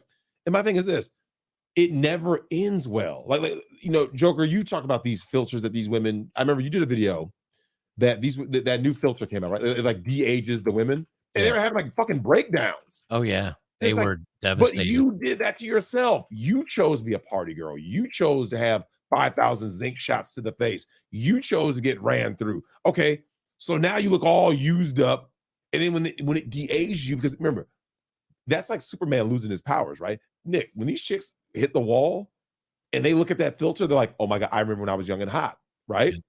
And slimmer and all. You ever notice, Joker, every chick you've ever known has pictures of when they were hotter and younger, right? Like, look at me in my prime. Usually it's on their dating profiles. Yep. Look at me in my prime. It's like, yeah, but your prime is not now, okay? Right. Now you're done, okay? And my thing is this: if people just did the work, Nick, they would be happier in the, because remember, they wouldn't have the high. Like their high may not be as high, but they'll never reach that low either. I'll give you a good example of this, right? When I was like on my 46th birthday, like I said, I was running ultra marathons. I had a damn near an 8-pack, honestly. I was running ultra marathons. I was, I'm at 145 pounds. I was back squatting 310, 320 pounds. Like I was in amazing shape. And here I am just a couple of years later, and I'm fat as shit. Like I'm 40, 45 pounds overweight. The thing is, you get into kind of a complacent, a comfortable place, and you just kind of like, I'll get there. I got to do it. Someday. And you feel your time. You feel the time that you were devoting to working out with anything else. Yep. And all of a sudden it's like, hey, I'm doing well on YouTube, but I want to get this locals thing off the ground, and I'm going to start over on Rumble. And now I want to build this other project, and I just bought my land, and I got to design my house, and I'm going to put up this metal build. And before you know it, 3 years have gone by, and all you've done is you haven't hit the gym enough, and you're just eating. And what it takes is, at our age, or I don't know, maybe our life experience tells us, I'm at the point now where it's like, okay, am I going to buy new clothes, or am I going to lose some weight? And my cheap ass says, all right, it's time for me to lose some weight, and I need to get in shape, and I want to feel healthy and feel good. But young people don't have that experience of, okay, it's time for me to clean up. Like, I've been taking it too easy. They've always had it too easy. They've always. I can't imagine, like, so you can't imagine it because you're not in that mindset. These young people have been told nothing's their fault. They're wonderful just who they are. Fat is healthy.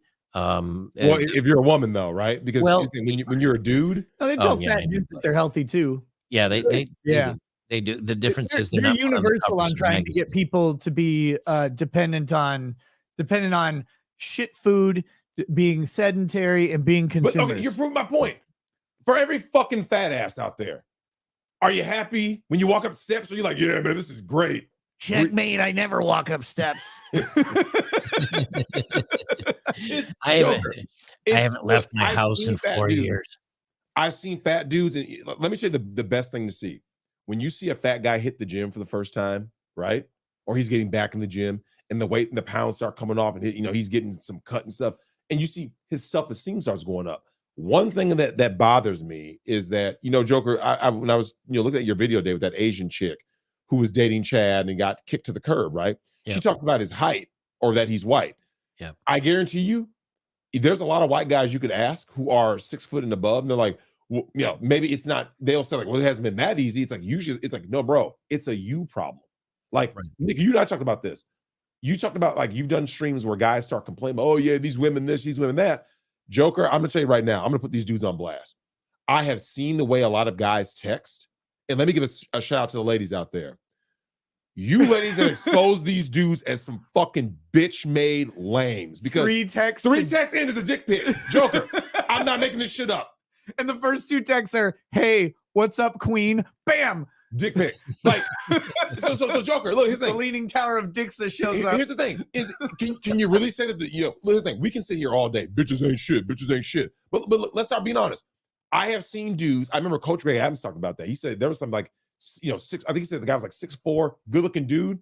The moment he talked, the girls were like opposite way. It's like, yep. What personality do you have? What, like, you can give a guy all the looks that they want, right? All the looks. And it's like, but bro, if you have no charm, no charisma, nothing, the girl's gonna. Joker, you talked about this on your channel where you said that, when you were younger and going around the world and you showed pictures, right? You got receipts, hot chicks, right? Yep. And you were saying, hey, I wasn't the tallest guy. I didn't have to be the best looking dude, but the women enjoyed your company. You see what I'm saying? Thanks for the blow up there, Drex. Well, no, the thing is, like, but Joker, in your travels, you noticed this, right? There were guys that were, let's say they were taller or more handsome or had more money, right. And yet they were striking out, coming to you for help. That just happened to Legal Vices. A 29-year-old, Jeff goes, what the fuck is wrong with the world where he goes, I'm an old fat dude, 53 years old, taking out a 29 strapping 6-something would-be Chad. He needs to give him advice. These guys, I don't know what to say. I don't. Oh my God. There's no confidence. There's no skills. Gentlemen, let your fists do the talking. These dudes, man, like Joker, it breaks my fucking heart when I see these dudes out here just look.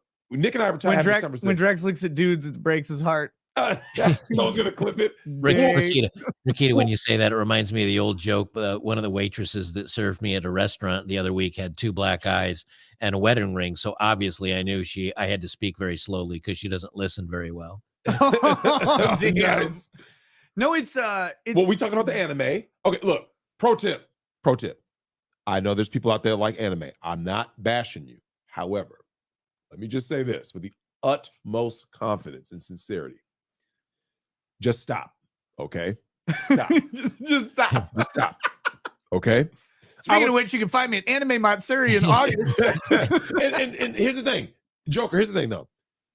Anything, anything and everything is good in moderation, right? If you do anything, if you drink, whatever, in moderation, like heroin.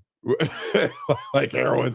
But these guys have taken anime. Look, Joker, I've seen the combos. These guys will start talking fucking anime. I'm like, and you wonder why the girl left.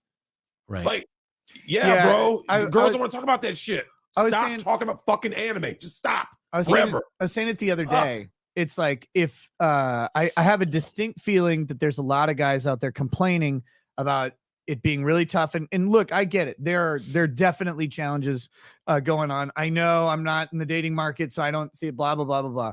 But let me just suggest, if when you actually do break the barrier and you start talking to a chick and you go really quickly into January 6th, Trump, guns, anime, what political topic, the trans problem or whatever, like these are conversations that you need to have with someone that you are in in enough communication with where you know that that's what they're into. That takes time. And by time, I don't mean 10 minutes. Correct. I mean like a serious investment in being in communication with you. Those initial conversations, and I know some of y'all are going to deny it, but I also have seen your asses. I've met you, and I know what some of you do. You get talking to a girl, and it's like, let me tell you about the time that I went to this rally. And it's like, stop. Immediately stop. Even if she sounds based and red-pilled, stop. Just talk about them to them for a while. Get to know the person. And okay, look, just stay away from politics or anything controversial. Right? So just comment about her tits and her ass and how much you'd like to have sex with her. That's just like the Dick Masterson line is actually, this is seriously, it's such great advice. And I think guys think it's a joke. Just ask her about her shoes. Yeah. Because she either cares about her shoes or she doesn't. And either one is a fork down a conversation. It's about her. It's inoffensive. I like your shoes. Don't say I like your feet in those shoes, by the way. Why are you looking at me when you say that shit? I've seen the pictures of you, feet in your mouth. Wait, was that me? It was your feet. It was your feet in your mouth. You were just pretending it was Tawana Burks or whatever. Oh, God. Onions gave it away. But it's this weird thing, and I think the internet makes us so quick to get into such heavy conversation that guys forget when they meet someone in person that that's not online. And I'll chalk it up to internet autism, letting guys into there.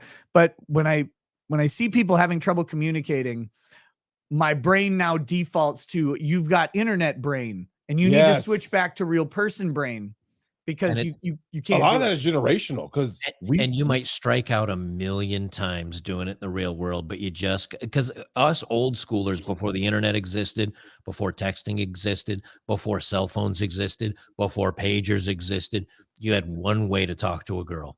You walked up to her and you shot your shot, and you'd get one for every, I don't know, 100 or 5 for every 100, and you get used to getting burnt out. Didn't even take the socks off first. Woo. Gross. Oh my God. This is true degeneracy. Look, Joker, here's my thing. I think that the internet has, people always talk about the negatives and then there's the positives and stuff. But like one of those negatives is what Nick said. It's this internet brain where like, bro, like look, I've heard people use acronyms in real life, right? Mm-hmm. Like LFMA, you're like, why would you say that? LMAFO. Wait, like, or texting somebody slyly tips hat. So I do say Lamau sometimes because that fucking kills me that someone actually pronounced LMAO. Yeah. So I'll say it because I think it's funny. But these dudes, look, man, they're saying things that, like I said, on the internet would sound like, normal, right? In terms of like, text chat. But I mean, Joker, how many times have you thought about the people out there who, because Never. you know what a text doesn't do? A text doesn't have vocal context, right? Like, nuance. It doesn't have nuance. Yes. It doesn't have nuance at all. So you wind up going like this. There's a lot of people that have ended relationships over a single text because why? The nuance, right? Like someone sent something and the person took it a certain way. You're like, that's not what I meant at all. Like, yeah, whereas if you were speaking to them or even if you're on the phone, they can hear the vocal inflection. Oh yeah, they're joking. It's sarcasm. Yeah. It happens. But the anime, stop fucking talking anime. Oh my God. The only time you have permission to talk anime to a woman is if you're talking to her at an anime themed event. Yep. That's it. Forever. But here, let me break your heart on this. Most of them don't give a shit about anime either. They're just cosplaying for attention. Just cosplaying. Yeah. And half of them are traps. Yes. Yeah. Yes, all of them. Man, Nick, you and I watched anime growing up. How many times did we ever like talk to somebody about anime? If it was a female, literally never. Never. I think I made Lady Raggeds watch anime with me a year into our relationship. I was like, hey, have you ever heard of Cowboy Bebop? And we started watching Cowboy Bebop or Evangelion or something like that. And that was like the extent of it. It was not, we never tell. And it used to be a point of shame. And it should still be. It was. It took her 3 days. It took her 3 days to wetten back up from being as dry as the Sahara Desert. No, you see the reason you show a woman Evangelion is because then she remembers you're not Shinji. At least this guy isn't Shinji. What a fucking bitch. They're the worst. Shinji sucks. I hate him. I wish he would have died twice. Damn. All right. Anyway, let me hit a couple more super chats and we got to get off YouTube. Holy shit. Frederick Little says, hope you all and the family had a great Easter. Also, Drex, when will you return to YouTube with new content? I'm returning this month and I'll be outside lifting, doing stuff, making sure guys like I want to boost these dudes fucking testosterone. But I've also got something for the ladies. You're gonna go give them blowjobs? Well, what kind of ladies is that? These fucking chicks. No, so there's things that in regards to like we used to like the whatever podcast. There's been other podcasts. Joker, I know that you've come to the same conclusion. The women need a lot of help too. Like they don't have any fucking direction. Like prime example, I've been asked the question on numerous occasions, Nick, about like what to keep things spicy within a relationship or things like that. Because like women if you think dudes are out here struggling, don't think these women are out here struggling the dating scene either. Remember, I didn't say the sex scene, the dating scene, right? They don't know how to. They don't know how to. Like Nick, I've heard. Look, dudes, the guys are so socially awkward. I get it, but at the end of the day, women still want men to approach and engage. And like you ask women to like talk to a guy they like. Nick, they don't have a fucking clue. You ask them, right? Joker, if you had asked a woman in the 1960s, 70s, 80s, I would even say 90s. How old do you think I am? Yeah, Joker, do you remember if you talked to a woman in 1943? Back in my dad pulled my horse and the buggy up and offered to take her to the county fair. What's that? we think about our parents, right? And when you ask, like, hey, how did you guys meet? Blah blah. When you start, well, I met my parents. Nick did this face when he met them. How did these two meet? Why do they stay together? But like dudes shot their shot, and like the thing is though, is like both sides made sure they brought something to the table that the other side didn't have, right? Right. So like this thing, in order to have a relationship, you have to have an exchange, right? There has to be an exchange. It's Nick. It's the way sponsorship deals work. Look, I got this. I can solve all women. Start talking to these dudes about anime, Trump, January 6th. Oh my god. And video games. Yeah, video games. Bald Eagle 1787. Oh wait, no. Phil Harrington says Justin Awad had an absolute know nothing, and his last question was, "How many Kardashians can you name?" She named every one of them. Bald Eagle 1787. Remember, the largest creator of domestic terrorism is the FBI. Your tax dollars at work terrorizing you. Career civil servants cause governments to fall, and anyone else who tells you differently is a Fed leeching off of you. Death Trout. I recently tried Adderall and then Ritalin. It made me paranoid, angry, nervous, and even more depressed than I was. Got so bad my girlfriend almost dumped me. I would rather have ADHD than deal with that again. Yeah, fuck those drugs. ADHD can be drastically reduced by kicking your ass at the gym. Just go to the gym and just exhaust yourself. It will get rid of a lot of that. Dove and Death. I stopped eating at work. I go to the gym almost every day and eat less than 900 calories a day, and I'm down 25 pounds in a month. I got 40 more to go, but I'm building muscle on top, and I'm noticing a real difference now. Nice. Get it, brother. Psycho Crusher 69. Hey, Nick, have you ever considered creating a fat shaming booth at Anime Matsuri? I need more space to walk around the convention. Oh, could you imagine? Yeah. The booth would have to be called Kiss a Real Girl, though. That's what it would have to be. Kiss a Real Girl. Kiss a Real Girl. But when you walk up, you get fat shamed instead. That's savage. Almond John 1 second account. Big Herc. Oh shit. That was when he thought Big Herc was coming on tonight. Big Herc will be on tomorrow night. And looks like Lead Attorney may join us. Now, I fucking love Lead. Every time that Lead and I are on, I don't know how certain topics get brought up. If you bring up milk spraying on people again from a tit, I'm gonna kick you in your fucking teeth. I see him. And I'll go American History X on your ass.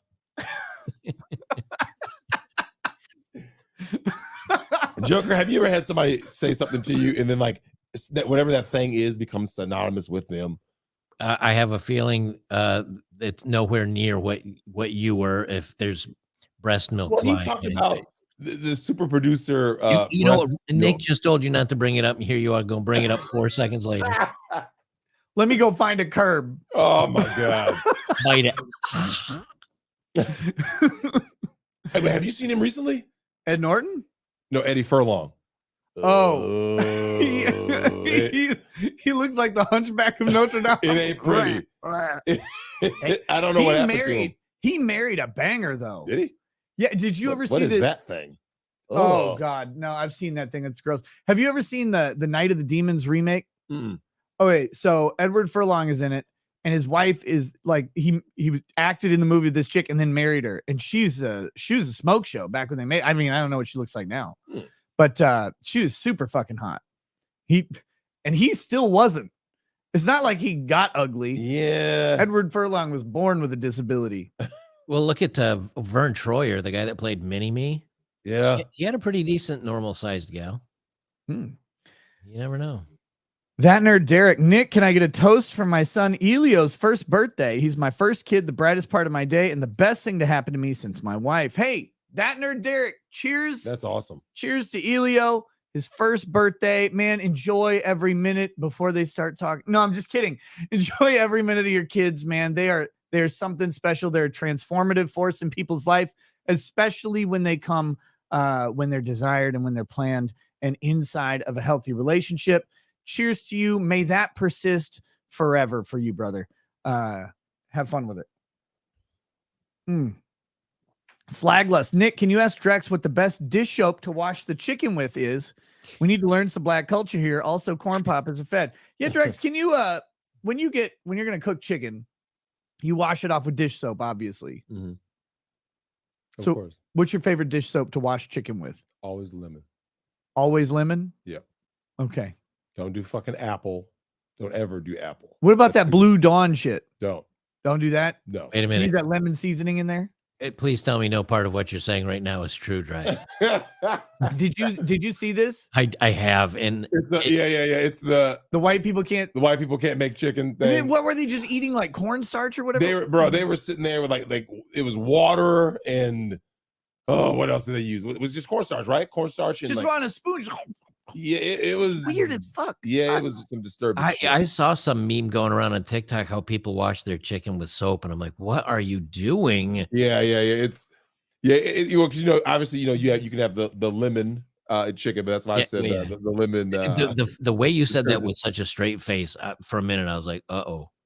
Let me just tell everybody, you don't have to wash your chicken. When you wash your chicken, you just spread salmonella all over anything the water touches. Don't do it. Package pan or package eggs, flour, pan. You can also, if you take a paper towel, you can dry off your chicken so it cooks. It gets a little crispier. Do not wash it. That's weird. Don't do that. with soap. Xander's Ranch. Drex, is Lizzo in Star Wars the best thing since ... Oh my god. Yeah, I heard about that and I saw people memeing it. And so wasn't Jack Black in there too? Yeah. All those things are just done. Lord of the Rings, Star Wars, they're all dead franchises now. It's dead. Yep. Asia Frazier says, Drex, does that clip count as effective puppy training? That was the guy hammering. Oh yeah. Oh my god, man. That's beautiful. Ascot Man, why is our boy Drex dressed like Tyrone Biggums from the Chappelle Show?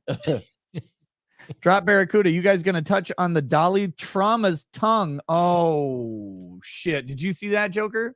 Well, oh yeah, man, that was hard to watch. Like, it was posted so many times in my Twitter feed that I saw it the first time, and then I'm like, I don't care to watch that again. And then the next 18 videos were the same damn thing. I read the article and it's like Dalai Lama asks kid to suck his tongue, and the article talks about how like the apologist for the Dalai Lama like spokesperson like, you know, it's kind of like a cultural thing to make jokes and stuff like that. And then I watched the video. I'm like, no, he has the kid suck his fucking tongue. Like, it wasn't a joke. He actually does it. That's gross. That was weird as shit. Oh, There's a wall. There's a wall. See, Yeah. Joker, I don't let people get a pass on some shit like that. When you start talking about these kids and stuff, these people are fucking weird, man. Listen, I'm going to tell you right now, many of your viewers don't know this. I bought 25 acres. I'm spending every damn dime I have because the banks will collapse. It'll all be worthless anyway. I'm spending every dime I have on land and getting a home set up, and I'll be solar and collecting rainwater and have a well and a wood stove. There's going to be a day, we're getting closer when I see shit like this, where I just close the gate to my driveway and you never see me again. and I never turn on the internet again, and I just go away. It is so bad out there. Ear Elephant. Nick, you promised Drex for the stream. I only see vegan homeless Will Smith stunt double. Damn. Almond John 1 second account. Drex, has any Karen or whiner ran and tattled to you about Nick using the N-word? I haven't heard that. What? Oh yeah, I've done it a couple times. No, I'm saying Like like 100. someone like running to me being Oh like, yeah. Nick did this. No, they're just asking if you ever did. No, I don't. I always use it in like it's properly contextualized, like I'm reading Unbreaded or whatever. Yeah, it's because it's funny. Like you and I don't generally use that word no. for whatever. I mean, it's not like I don't give a shit. But And Drex, I figured it out. It was Jimmy Walker. It was Jimmy Walker. Asia Frazier. I don't get kids these days. I'm 31, body count of 0, holding out till marriage, which might be eternity, but that's fine. Can't miss what you never had. There you go. Drop Barracuda. That's the price for people that buy big groups drinks just to get to the front of the line. Oh yeah, my expensive shot. I learned my lesson. Bad Dragonite. For Joker, did you receive a big boost from Asmongold reacting to your videos? And what did you think of his reactions? I thought his reactions were fair. I caught both videos. I thought he was reasonable and fair. I've had a lot of other people say worse. I didn't really get much of a boost. I think I gained 2 or 3, maybe 400 subs on each video that he did. But yeah, it was fair, a fair review. I'm always fine with criticism. Tracy Ranger says, "Hey, Joker, love your channel. That property you're developing looks good, brother. Army combat medic and civilian paramedic here. Big fan." Thanks, man. Appreciate it. Corn Pop sent a sticker. Eric the Red, best Bronson line. You believe in Jesus? Yeah. Good. You're going to meet him. I was just talking with a friend. What happened to the 80s kill lines? Kill They're lines, so fucking good. one-liners, like, but everything good kind of evaporated from movies. Like Joker, I don't know if you saw the lady who's behind Bud Light's Dylan Mulvaney push. I saw her. You see that chick? Yeah. Nick, the moment I saw her, I was like, of course that's who it is. No, the one behind all this shit. Oh, behind Dylan the Mulvaney. one who's like pushing on. She's like a pretty princess Yale rich girl that She's not pretty. Well, I mean, no, she's one of those, like, she has that California princess. look. That Well, like she's NorCal, pretty entitled. princess. Yeah, rich kid, came from a $600,000 a year private school, then went to Yale, and then gets out, and here she's like, we need to change the brand. You've never, your lips have never touched Bud Light with a gun to your head in your life. Mike Hunt says, fun fact, Vasquez was played by a white woman. Toxic, that was the chick from Aliens. Yeah, Toxic. Was she white? Yeah. I think Jewish, technically. Well, I mean, look at depends that. who you talk to. And the VP, like, you just get handed the shit. I tell people, they don't even have to earn it. You really just put in there. Yep. Toxic Brood. Drex, knowing how you feel about German Shepherds, but also how you feel about feminists and lesbians, smash or pass on Karine Jean-Pierre. Who the hell is that? She's the gay press secretary for the Biden. Oh shit. The mocha curly haired. Oh, don't worry. There's no such thing as gay women though. Speedy the Unsilent says, it's like a first date I had a few weeks ago, and not even 5 minutes in, she talked about her ex-boyfriend for the entire dinner. It ended, and I told her she needs to get stuff figured out. Yeah. Yes. I hope you didn't pay for dinner. But dudes, our point in this is dudes are bringing that similar type of energy in different ways. Like, obviously, guys, men and women think differently. But if you're bringing that, talking about your last girlfriend or boyfriend or whatever energy into the current date, and the topic doesn't organically arise from the other person, they're like, hey, what's your last relationship like, or what? Because that could be a question. You talk about it a little bit, but if you're just bringing that in, you're asking for disaster. Xander's Rants, Drex, shame Nick for not ever bringing any Asians on. Well, we know one that's. I'm trying to think. I'm racking my brain to see if I ever brought any Asians on. Do you know who would be a great Asian to have? I'll put my rice cooker on a camera. What? There's the guy who has the tour around Japan. He's a Japanese dude. I forgot his name. Wait, I have Legal Mindset and Legal Vices on all the time. Well, yeah, they're technically Asian now. They're Asian as shit. What are you talking about? Okay, Asa Akira on. Asia Frazier.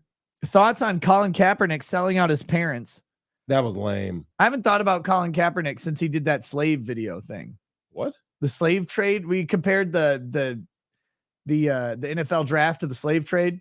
Yeah, did you not see that? Or something? Yeah, it's like, slaves are well known for being paid millions of dollars, and yeah, that's a clown. But here's the thing. Hey, so they're Joker, being judged on their bodies. Like, well, yeah, their job literally depends on this. On that. No, Joker. The NFL oh yeah, is a Mark slave, Kern slave on. trade. Fuck you guys. Who?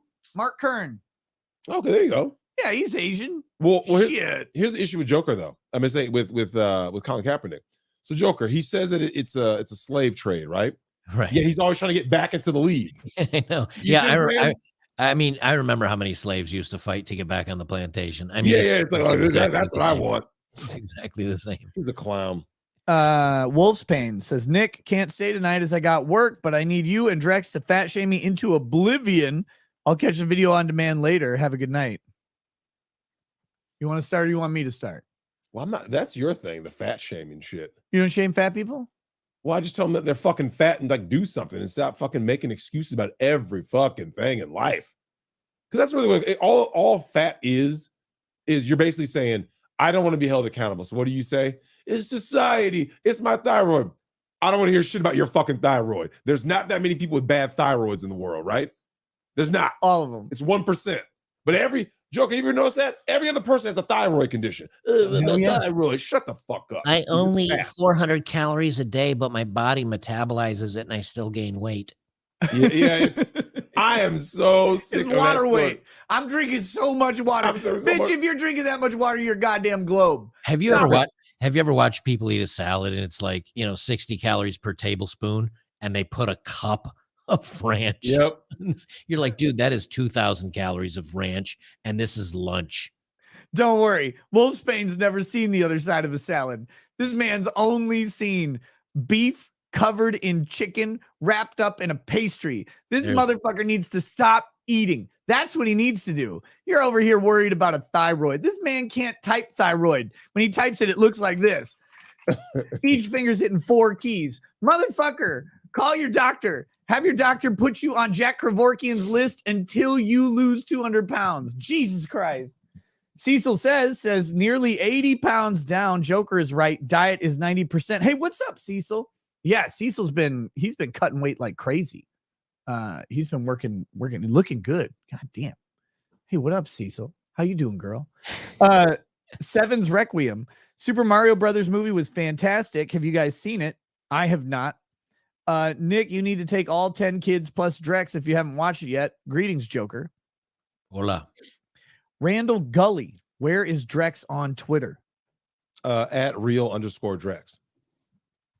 And wait till you see his picture. Oh yeah, my avatar is great. Otto Rommel says Vasquez played Edward Furlong's mom in Terminator 2.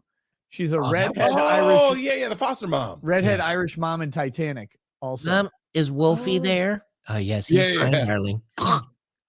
Boy, she aged like beef in the sun, didn't she? Oh really? Oh, I have not seen. Hold up, let me look her up. Wait, what's her first name? I don't even remember. I don't remember. Just look her up through Terminator or through fucking Aliens. What's wrong with you? Aisha Fraser says, meanwhile, I wear anime t-shirts hoping to have a conversation about anime or a King George, I'll kill your friends and family shirt.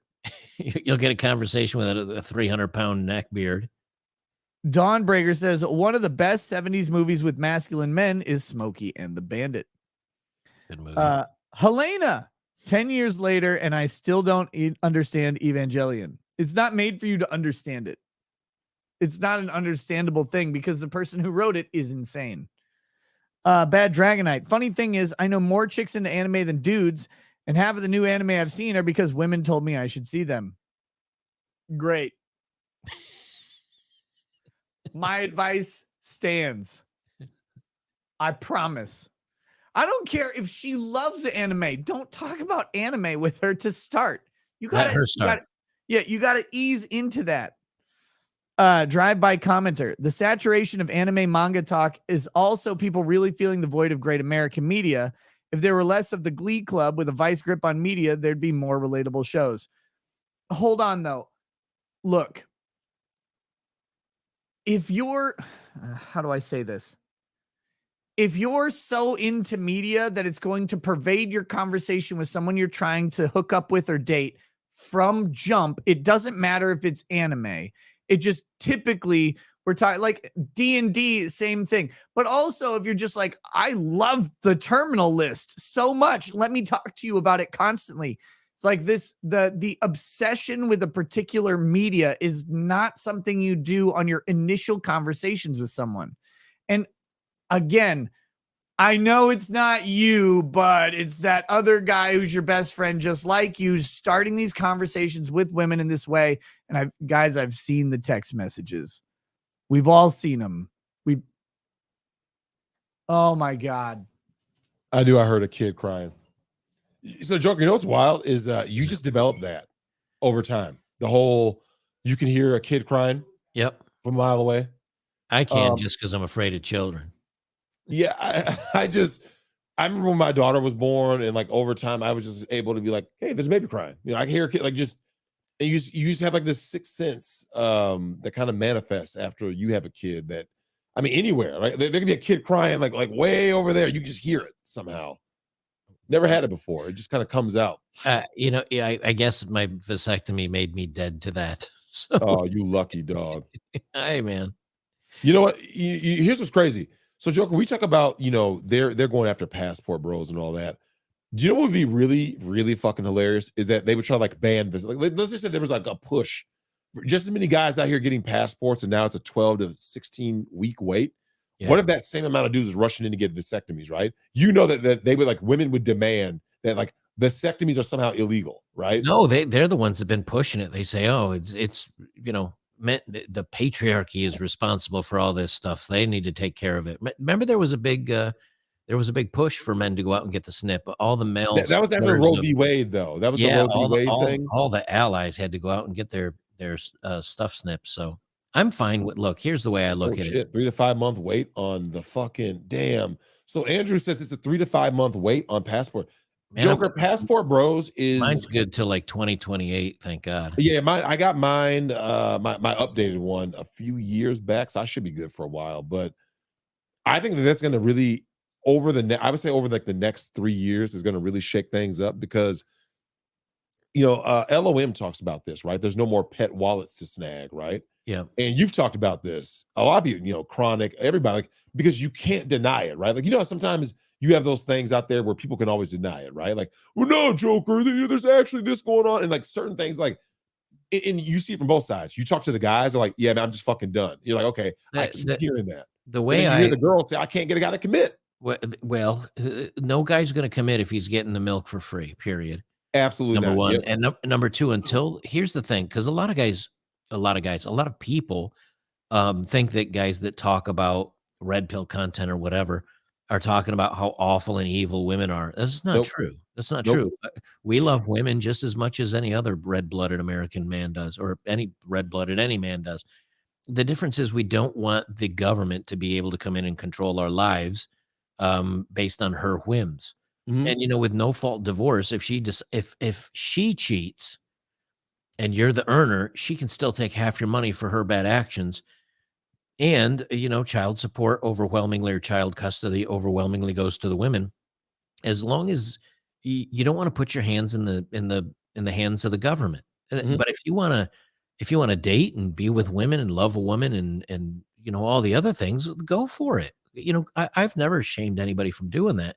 Mm-hmm. It's just, man, you do not want the government getting involved, because you can't even watch a commercial now where they're positive about men. So how do you think they're going to treat you in the courts, in the court of law, and on social media and everything else? Because if a woman cheats, it's because a man wasn't meeting her needs, and the man wasn't bringing enough money, and the man wasn't good enough.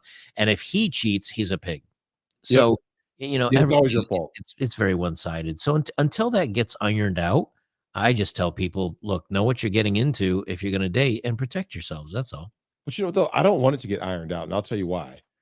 Is that once the genie's been let out of the bottle, we've all seen it now, right? You can't put it back in. So it's like, right. So watch this. I can prove it. So Joker, Thanos snap. All right. The laws are back to, pick your year, right? The laws are in favor of men in courts and blah, blah. I think dudes have like seen enough where they're like, nah, I'm good. No, look, she can't divorce grape you. Everything's good now, right? I think dudes are just like, nah, I'm good. You see what I'm saying? Yeah, so what's happened is that the feminism and the push for women to be like men has developed a lot of women that are like men. They earn their own money, so they don't need a man for that. They got the government and police to protect them. They don't need a man for that. They can go out on and date and hook up like men can do or supposedly men can do and no repercussions for sleeping around, whatever. Mm-hmm. So no one has anything to offer the other sex, the other gender, except sex. Mm-hmm. And so there's no reason to be married anymore. There's no reason to I think that's what a lot of people are looking at today. And until we go back to more traditional roles, I don't think the long-term forever is going to work for a lot of people. Well, people talk about the sex component, but I'm going to be honest with you. I think one of the things is that, like, shout out to Legal Mindset for talking about this. These boss babes and all that shit, when they go home at night, they're fucking miserable. Because remember, you can have all the money you want. I was talking to Nick about this with Taylor Swift. Taylor Swift broke up with her boyfriend of 6 fucking years. Well, right? She needed to write some more songs. Yeah. So the breakup songs are coming, right? The he ain't shit songs. And here's the thing about this. Well, look at him. Well, yeah. But here's what's going to end up happening. The chicks who do this stuff, right? They talk about how, I don't need no man for blah, blah, blah, blah, because I can provide all these things for myself. I've told you, Nick, when they have these like fucking breakdown stuff, because like it's the intangibles. Just being, hell, Joker, I don't know if you saw this video that just came out recently. There was some hefty black chick Lizzo that made a video about how she doesn't even get hugged. She wishes she could be hugged and shit, right? I don't know if you saw, they went viral. If they can't fit their arms around you, you can't be hugged. I know. You can just be. If she's big enough, you give her a hug, you'll find the last guy that hugged her. Yeah. Well, and that's what happens though. It's like you saw that with Jennifer Aniston, right? She has all that money, all that fame, blah, blah, blah. And then at the end, I should have done something with my eggs. I should have. Okay, yeah. We told you that 30 fucking years ago, right? Like there's because Joker, holding, like literally just being like on a couch, watching a movie, holding a woman, you can't like they can't outsource that. It's starting to sound like a Michael Bolton song. Yeah. Hold on the couch. 200 Watt Studio says Dalai Lama thing. It is what it is, Nick. Pedophilia? Yeah, Pedophilia. it's that. Let's see. Bad Dragonite, easy rules. Don't wash your chicken, wash your cock. Random Brown Man says forgiveness is between them and God. It's my job to arrange the meeting. Creasy from the movie Man on Fire. Yeah. Asia Frazier says theoretically gay black people is a result of white colonization, right? I mean, look at laws in Africa. Also, rainbow flags stolen from the Rainbow Coalition, so cultural appropriation, right? And Bad Dragonite says half of the few anime I've seen, I'm no weeb. Okay. Sure.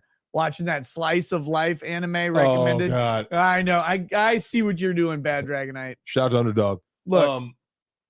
Well, you said it, Nick. What did you say? You said when it comes to anime, all you want to see is, I think you said, was it like aliens and monsters or robots or something? Robots, and ninjas, or robot ninjas. Yeah. And turns out there's an old anime literally called Robot Ninjas. Of course there is. It's like, oh God, and I haven't seen that one. That's Japan. How is that surprising to you?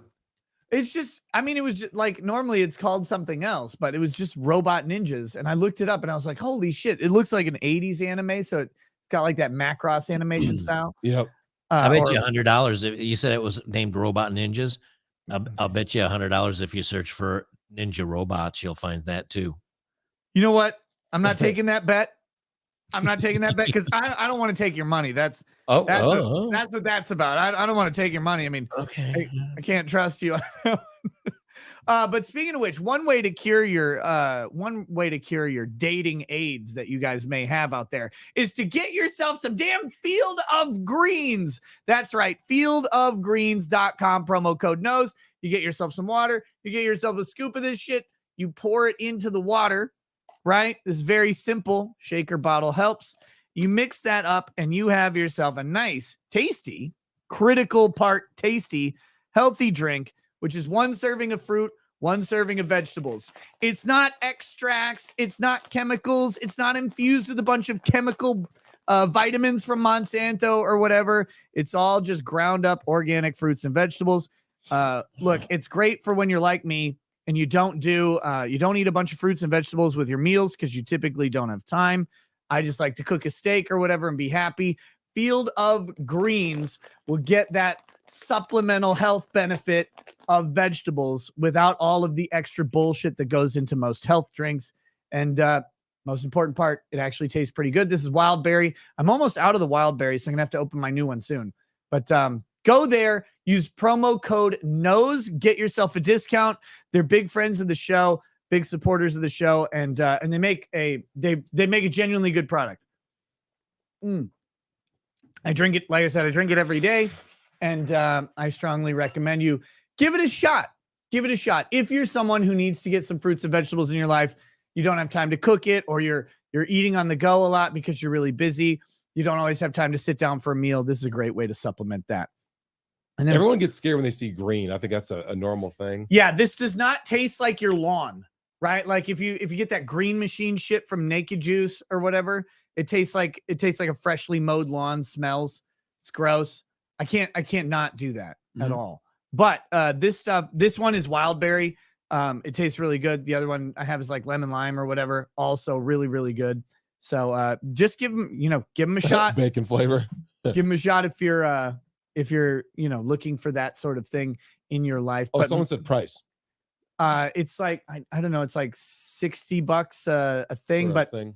that's why I use promo code NOS, get a little discount on it. Because it is it's all organic, it's all actual vegetables and fruit. It's not just some it's not some extract that they pull or juice or something like that. It is the actual stuff itself. And there's a shitload of different fruits and vegetables and superfoods or whatever in all of these things. So you get, some of them have, like this one, the wild berry has antioxidants. The other one has natural caffeines and stuff for kind of whatever you need. So give those a shot. We got one more super chat on YouTube, then we're busting out of this bitch. Ian Max says, I don't care what anyone says. I like Pacific Rim. The hell with the haters. I like Pacific Rim. That was decent. People liking that one. Yeah, I had no problem with it at all.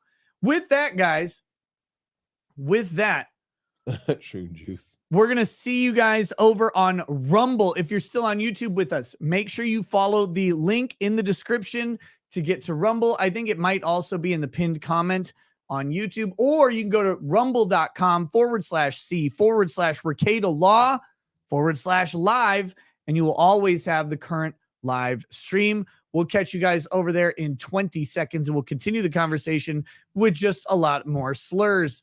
See you guys in a minute. Peace. Peace out. For the thousands in attendance and the millions watching around the world, ladies and gentlemen,